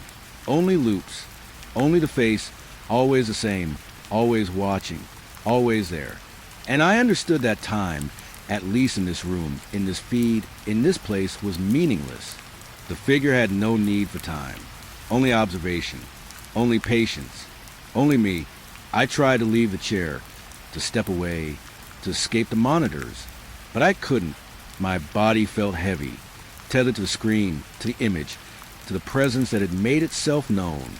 I realized with a sinking, cold certainty that I was trapped, not by walls, not by locks, not by anything physical, but by the feed itself, by the loop, by the figure that had claimed it and, in some terrible way, claimed me. I tried to close my eyes, tried to block it out. The monitors flickered. The timestamp jumped again. And when I opened them, it was closer. Not physically closer, but closer somehow. The face filled more the frame. The eyes darker, deeper, pulling at something inside me I had never wanted to confront. I whispered, almost to myself, "What do you want?" The figure did not answer in words. It did not need to. Its stare was enough. Its presence enough. And I understood the way you understand when something too vast, too patient, too old looks at you. It had been waiting for me. Waiting for someone to see. Waiting for someone to acknowledge. And now that I had, it would not let go. I leaned back, hands trembling. My mind screamed for logic, for reason, for anything to break this nightmare. But the feed continued its loop. The timestamp, frozen, mocking. And the figure, ever patient, ever still, ever watching, remained. I realized then that Stonewall Jail was not just a ruin. It was a trap, not of walls or metal or dust, but of time, of memory, of presence. And I was caught by the feed, by the figure, by the eyes that had been waiting in the rubble, in the shadows, in the gray light of destruction, for someone like me. And I knew, deep down, I would never stop watching. Because if I did, even for a second, the figure would be gone, and I would have no idea when it would return. Stonewall waits. The feed waits. And I am watching. I thought I had grown used to the isolation, the monotony of monitors and dust. I thought I understood Stonewall Jail, at least as much as anyone could after hours of staring at crumbling walls and empty halls. But tonight, it proved me wrong. It started the way it always does. A flicker on the feed, just for a moment. My fingers hovered over the keyboard, frozen, eyes straining to the grainy image. Then I saw it, a figure, standing in the middle of the east wing rubble, where there shouldn't have been anything but dust and broken beams. At first, I thought it was one of the demolition crew. Maybe they had wandered back to check something. But no, the figure didn't move like a person. It didn't even move at all. It just stood there, perfectly still, framed in the gray chaos of the rubble. I leaned forward, heart hammering, trying to make sense of it. The timestamp on the corner of the monitor blinked, and then blinked again, and again, only it wasn't moving forward. It was looping, back 2 hours. Everything on the feed repeated itself, exactly as it had before, and there it was, standing in the same place, watching me. I rubbed my eyes, blinked, leaned back, tried to tell myself it was a glitch, a simple camera error, but I knew better. I had been watching these feeds long enough to know the difference between a static frame and something alive, something observing, something impossible. I zoomed in, grainy, pixelated, distorted, but even in that gray blur, I could make out a face. Pale, hollow, eyes too dark, staring too hard, like they knew me. The kind of stare that pierces a screen and presses into your chest, makes your lungs tighten. And I felt it. An unnatural weight, like gravity, had shifted around me, pressing me into my chair. I called out, voice shaking. "Hey, is someone there?" Silence. Not even a hum of the equipment. Just the faint hiss of the old monitors. And then movement. The figure shifted, almost imperceptibly. Head tilted. Eyes fixed on me, or at least on where I sat. I swallowed hard. My stomach turned cold. I checked the floor. Empty. The office door locked, as always. No one could have gotten in. No one. And yet I could feel it. Its gaze. It was patient, deliberate. Waiting. I replayed the feed, careful this time. The loop repeated perfectly. Rubble, dust, beams, silence. And the figure remained, unmoving in the same spot. Frozen yet alive, like a photograph that breathes. And then I noticed something else. The shadows around it were wrong. They stretched too long, too dark, curling toward the corners of the screen, pooling where they shouldn't. I leaned closer, heart hammering, mind trying to rationalize. Maybe it was a trick of the light. Maybe my exhaustion was making me see shapes in the static. But then the figure blinked. Not like a person blinking, but slow, deliberate. And the eyes, I swear they locked on mine, through the screen, through the glass, through everything between us. I shut my eyes for a moment, counting in my head, trying to calm down. When I opened them, it was still there. Same place, same posture. The timestamp looped again, and I realized something impossible. I had been watching the same moment repeat for hours, and yet I couldn't tear my eyes away. Every loop felt longer, heavier, like the building itself was breathing through the feed. I remembered the demolition team. They had left hours ago. No one should have been near the east wing. No one could have been there. And yet the figure was real. Real in the way shadows can't be. Real in the way a memory can reach out and touch you. I zoomed in further. My stomach sank. The face, it was familiar. Not in a way that made sense. Not a friend. Not a crew member. Just familiar. Like something I had glimpsed before and immediately tried to forget. And the longer I stared, the more I remembered. Whispered voices I thought were echoes. Movements in the dust that weren't shadows. Eyes that followed me long before this job. My hands shook as I scrolled through controls. Nothing worked. The feed wouldn't pause, wouldn't change. The timestamp continued its loop, mocking me. And with every repetition, the figure seemed to grow more distinct. The face clearer, the eyes deeper, the expression almost expectant. I tried to speak, voice low. "Who are you?" My words sounded ridiculous even as I said them. But the figure's head tilted, and for a heartbeat, I thought it nodded. Not in greeting, not in acknowledgement. Just, yes. Yes, it was here. Yes, it had always been here. Yes, it had waited. I leaned back, rubbing my eyes, trying to breathe. The feed flickered again. The timestamp jumped backward for a fraction of a second before resuming the loop. And then, impossibly, I saw something move behind the figure. A shadow that shouldn't have been there. Thin, elongated, curling over the rubble, reaching toward the camera. Or toward me. I couldn't tell which. I shivered. My chair creaked under me. The room felt colder. The hum of the monitors. The softness of electricity. Even the faint whistle of the wind outside. It all seemed to fade into silence, except for the weight in the air pressing down, making it hard to think, hard to move, hard to breathe. I tried to rationalize. Maybe the feed was corrupted. Maybe it was a delayed transmission from earlier in the day. Maybe I was losing it, hours staring at dust and debris and shadows playing tricks on me. But the figure's face, the eyes, they didn't belong to any record I'd seen before. And they weren't just watching cameras. They were watching me. I pressed buttons, tried to switch cameras. Nothing. The figure remained, always in the east wing, always in the same place, always facing the monitors. And every time I blinked, every time I looked away even for a second, it felt like the gaze followed me into the darkness of my office. I remembered what I had read about Stonewall. Stories buried in yellowed records. Tales of prisoners disappearing without a trace. Of guards who swore they saw someone or something move through walls. Something that shouldn't exist. I had dismissed it all, rationalized it. Ghost stories. Urban legends. Now I wasn't so sure. The figure didn't move, didn't speak. And yet, its presence filled the room. I could feel it in my chest, in my temples, in the back of my neck.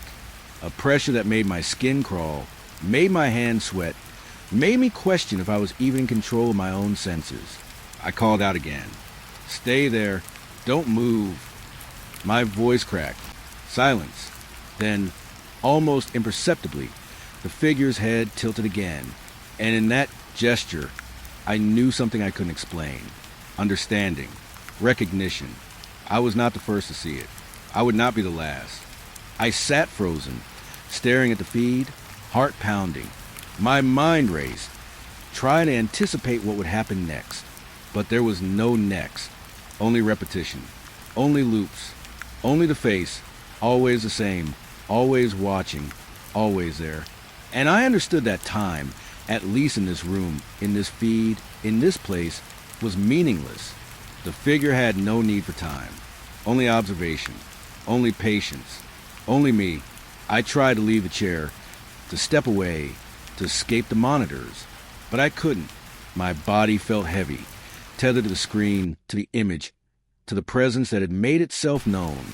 I realized with a sinking, cold certainty that I was trapped, not by walls, not by locks, not by anything physical, but by the feed itself, by the loop, by the figure that had claimed it and, in some terrible way, claimed me. I tried to close my eyes, tried to block it out. The monitors flickered. The timestamp jumped again. And when I opened them, it was closer. Not physically closer, but closer somehow. The face filled more the frame. The eyes darker, deeper, pulling at something inside me I had never wanted to confront. I whispered, almost to myself, "What do you want?" The figure did not answer in words. It did not need to. Its stare was enough. Its presence enough. And I understood the way you understand when something too vast, too patient, too old looks at you. It had been waiting for me. Waiting for someone to see. Waiting for someone to acknowledge. And now that I had, it would not let go. I leaned back, hands trembling. My mind screamed for logic, for reason, for anything to break this nightmare. But the feed continued its loop. The timestamp frozen, mocking. And the figure, ever patient, ever still, ever watching, remained. I realized then that Stonewall Jail was not just a ruin. It was a trap, not of walls or metal or dust, but of time, of memory, of presence. And I was caught by the feed, by the figure, by the eyes that had been waiting in the rubble, in the shadows, in the gray light of destruction, for someone like me. And I knew, deep down, I would never stop watching. Because if I did, even for a second, the figure would be gone, and I would have no idea when it would return. Stonewall waits. The feed waits. And I am watching. I thought I had seen the worst of Stonewall, the worst of its shadows, the worst of its echoes. I was wrong. After hours of loops, faces in the feed, and voices that weren't mine, I decided it was time. Time to reset the system, clear the monitors, erase whatever had latched onto the feeds. Maybe if I started fresh, everything would go back to normal. Maybe I could convince myself that the building, the shadows, the voices were just tricks. Fatigue, dust, isolation. That's all. I pressed the reset button, held it down. The monitors went black, and for a moment, I felt relief, silence, the hum of the ventilation, the faint rattle of the old building settling, and then the feeds flickered back to life. Only nothing looked right. The footage on the main monitor was old. Not old like yesterday or last week. Old like years ago. The timestamp read 2017. 5 years before I even started monitoring Stonewall. My heart stuttered. My fingers froze over the keyboard. The camera was focused on my office. My chair. Me. Sitting in the same chair I was sitting in now. My head bent over a keyboard. Hands moving, unaware, oblivious. The grainy feed captured every motion. The tilt of my head. The shift of my shoulders. The faint tapping of my fingers. It was me. I blinked. Rubbed my eyes. Thought it was a mistake. A corrupted feed. But the more I watched, the more I realized every detail matched exactly. The desk clutter, the faded coffee mug, the monitor screens. My office as it had been years ago, with me sitting in it, working alone. And then the little things started. A twitch of my finger. A cough. My eyes darting toward the camera, almost as if I knew it was there. The feed played on, endless, not repeating, not looping, just me watching myself. I pressed buttons, tried to switch channels, adjust the cameras, pull up live feeds. Nothing worked. Every monitor, every channel, every camera returned the same footage. Me years ago, sitting here, alive then, alive now, and yet something about the feed was wrong. The me on the monitor didn't move like me. Small details were off. A pause too long, a gesture too stiff. The eyes too dark, hollow, distant, like they weren't really seeing, but pretending to see, watching me watch them. I felt my chest tighten, my throat dry, my hands trembling over the keyboard. I whispered low, almost to myself, "This isn't real, this can't be real." And then it spoke, not my voice, not even a voice I recognized, just a soft, slow murmur floating through the speakers. "You've been here before. You always come back." I froze, my mind racing. I pressed the intercom, tried to speak. Who's there?" The voice repeated my words, slower this time, heavier, dragging each syllable as though savoring it. Who's there?" I shut my eyes, counted to 10, breathed, slowly shaking. When I opened them, the feed was different. The me in the chair had lifted her head slightly, almost as if sensing me. And then, impossibly, our eyes met, my eyes and hers. Across time, across years, across a feed I shouldn't have been able to access. I leaned closer, heart hammering, trying to rationalize, trying to tell myself it was old footage, a glitch, a trick of the system. But no, the movement was deliberate, the eyes alive, knowing, waiting. I reached for the reset again, trembling, pressed the button, held it down. The feed went black for a heartbeat, and then it returned. Only this time, the chair was empty. At first, I thought it was gone. Relief washed over me, but then, slowly, a shadow moved into frame. Familiar, terrifying. My own figure, rising, turning, walking toward the camera. I stumbled back in my chair, fingers flailing over controls, trying to stop it, trying to shut it off, but the feed refused. The shadow walked closer, the face becoming clear. Hollow eyes, pale skin, the exact same expression I had when I first sat here, typing, monitoring, alone, but wrong, distorted, like a memory corrupted, a reflection in water. And then I realized the timestamp wasn't moving forward. It had stopped, frozen, but the footage, it was still alive, moving, breathing, watching, waiting. I pressed every button I could think of. Power, reset, emergency shutdown. Nothing.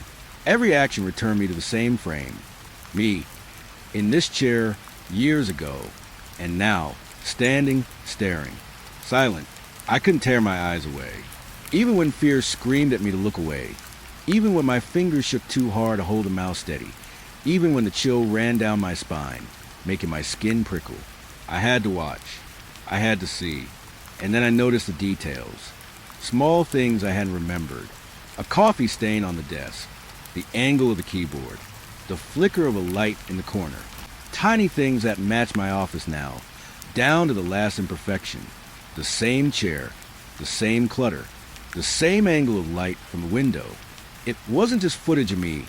It was footage of me here now, or at least a version of me. Some echo of me. A whisper came again, soft, almost intimate. You can't leave. You never left. I shook my head, tried to speak, tried to call someone, anyone, but the voice overrode me, layering my words, dragging them into the feed. You can't leave. It twisted my tone, my cadence, until I barely recognized my own speech. I realized then what I was seeing. Not just old footage, not just a corrupted system.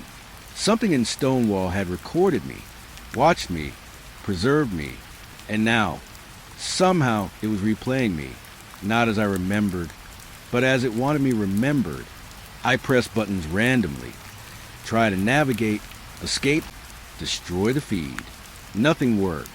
Every adjustment, every change brought me back to the same image, me, sitting in this chair, typing, staring, breathing, and behind those eyes, something I couldn't name. Something patient, waiting, alive. The room around me seemed to shift, subtly, shadows stretching longer, corners darkening, a faint vibration through the floor. My hands shook on the keyboard, teeth clenched. I tried to tell myself it was exhaustion, stress, too many hours alone. But I knew the truth. Stonewall had learned me, learned my patterns, my voice, my posture, my habits. And now, through this feed, through this corrupted system, it was showing me myself, twisting me, waiting for me to recognize what it had done. I leaned back in my chair, trying to breathe, trying to ground myself. The feed flickered. The timestamp jumped forward slightly, then back again. The me in the chair blinked, slowly, deliberately, eyes locking on mine again. And I felt it, an unshakable certainty, that I was not just watching. I was being watched by something older, patient, something that claimed me before I even knew it could. I realized then that no reset, no power cycle, no command could undo what had been done. Stonewall had preserved me, not just my image, not just my presence, but my essence.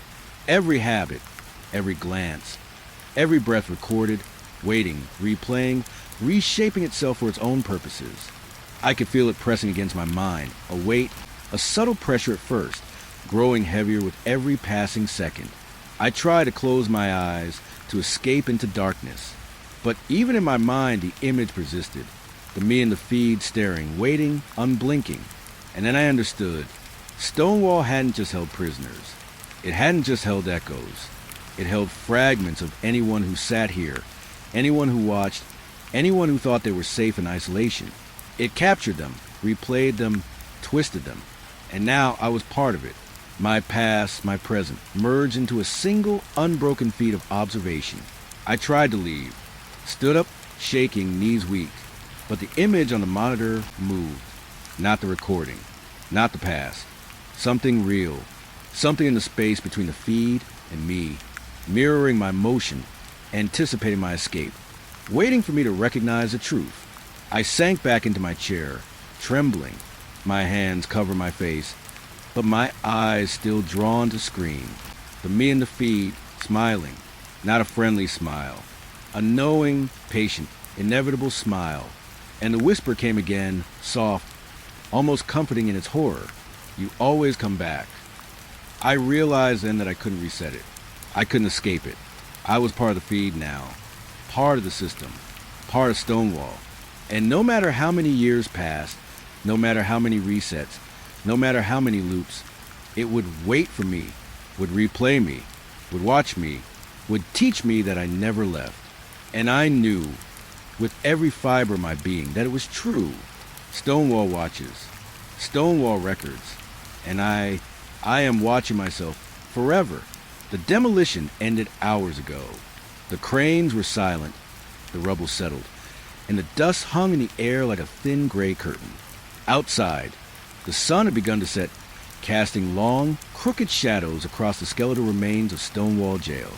I should have left. I should have walked away, closed the office door behind me, and pretended none of this had happened. But I couldn't.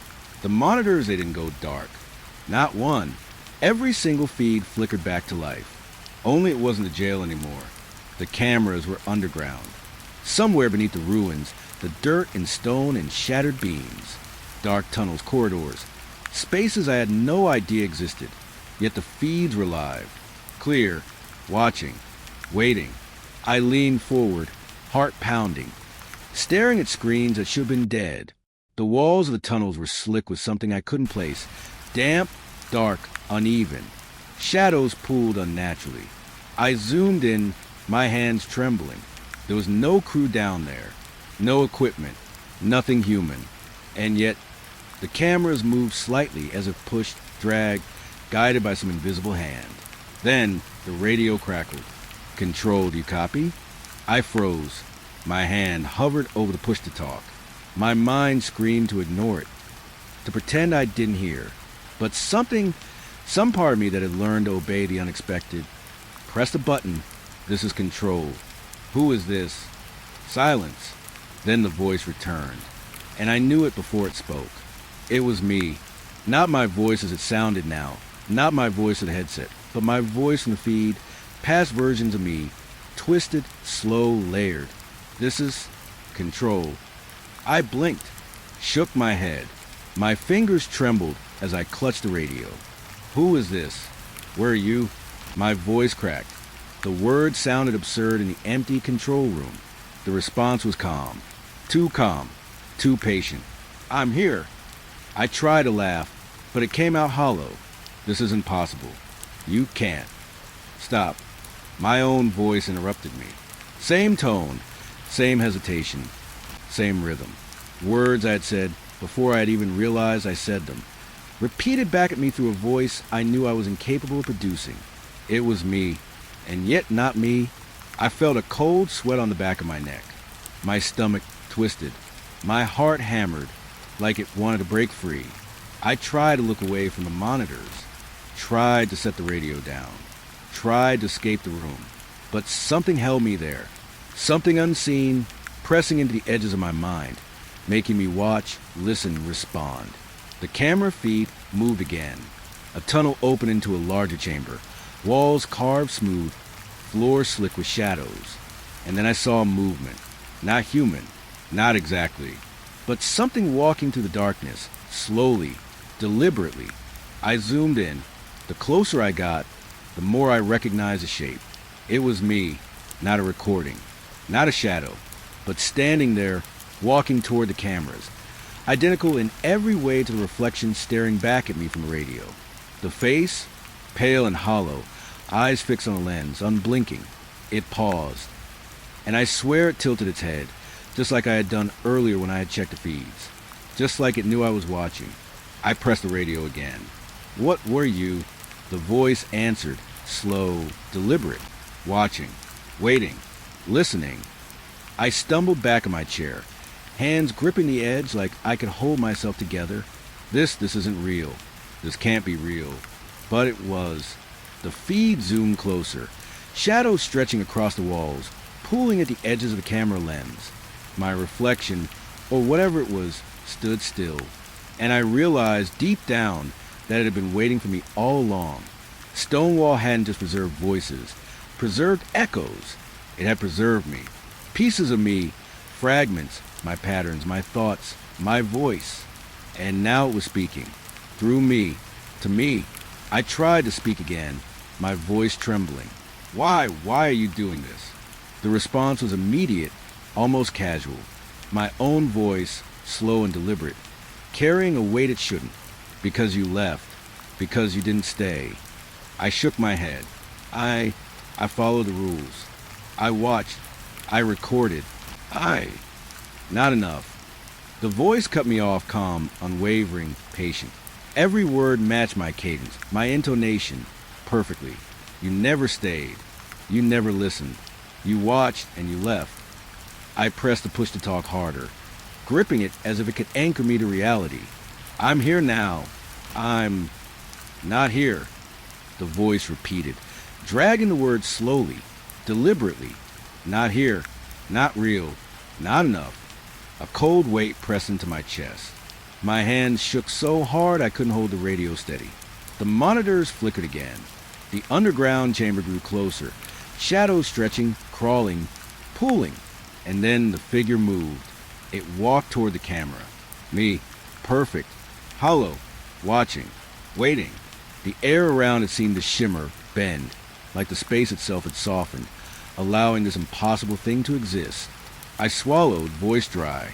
I don't understand. I don't understand. The response was immediate. My voice slow, low, calm, repeating the words I just said, drawing them out, dragging them into something I couldn't recognize. You don't understand. I felt the floor beneath me tremble slightly. Or maybe it was me, trembling in a way that made the building itself seem unstable. My chest tightened, every breath shallow. The radio crackled again, and I heard my own voice from somewhere beneath the ruins, calling to me, repeating my fears, my thoughts, my questions, waiting for me to answer. I whispered, shaking, Who are you?" The voice replied immediately, "You. I am you, and I have always been here, waiting." I pressed the monitors, switching channels, try to find the demolition feeds, trying to find any camera not pointing into the darkness beneath Stonewall. Every feed, every screen, every angle showed the same thing. Tunnels, shadows, me, always waiting, always watching. My head spun, my stomach twisted. I realized then that this wasn't a trick, not a glitch, not fatigue, not imagination. This was Stonewall itself, alive in its own way, using me, preserving me, replaying me, forcing me to witness myself in a way I could never escape. I dropped the radio, hands covering my face, but even then, I could hear it. My own voice, calm, patient, insistent, whispering, coaxing, accusing. I couldn't block it out. I couldn't hide from it. It followed me, echoed inside my skull, braided with my thoughts until I couldn't tell where I ended and it began. The chamber below moved closer in the feed. Shadows stretched across the walls. Dust swirled unnaturally, responding to something unseen. And the figure, me, raised a hand slowly, deliberately, as if beckoning me forward. My blood ran cold. I wanted to look away. I wanted to escape. But I couldn't. My gaze was anchored, my mind trapped. I whispered again, barely audible, "What do you want?" The answer came, calm, deliberate, unrelenting. To finish the broadcast. To be heard. To be seen. To be remembered. I realized, in that instant, the full horror. This wasn't about the demolition, the rubble, the dust, the shadows. This was about the building itself. Stonewall had waited, watched, recorded. And now, even after the walls had fallen, even after the cranes had left, even after the team had gone home, it was still broadcasting, still observing, still claiming. I tried to speak, to scream, to call for help, but my words were mine and not mine, mirrored back at me through the radio, distorted, delayed, twisted. Every attempt to assert control was swallowed, reflected, and returned heavier, slower, darker. I sank into my chair, trembling, hands clamped over my ears. The monitors flickered, shadows stretching, the figure walking closer, eyes fixed on me, unblinking, patient. And then the radio crackled one last time. My voice again, calm, deliberate, insistent. "I am here. I see you. I hear you." I realized then that it was true. I was here, watching, listening, trapped between the feed, the building, the shadows, and myself. And it was watching me back. Always waiting, always broadcasting, always claiming. Stonewall doesn't end. It doesn't sleep. It doesn't release. And I am listening. I am answering. I am part of the final broadcast.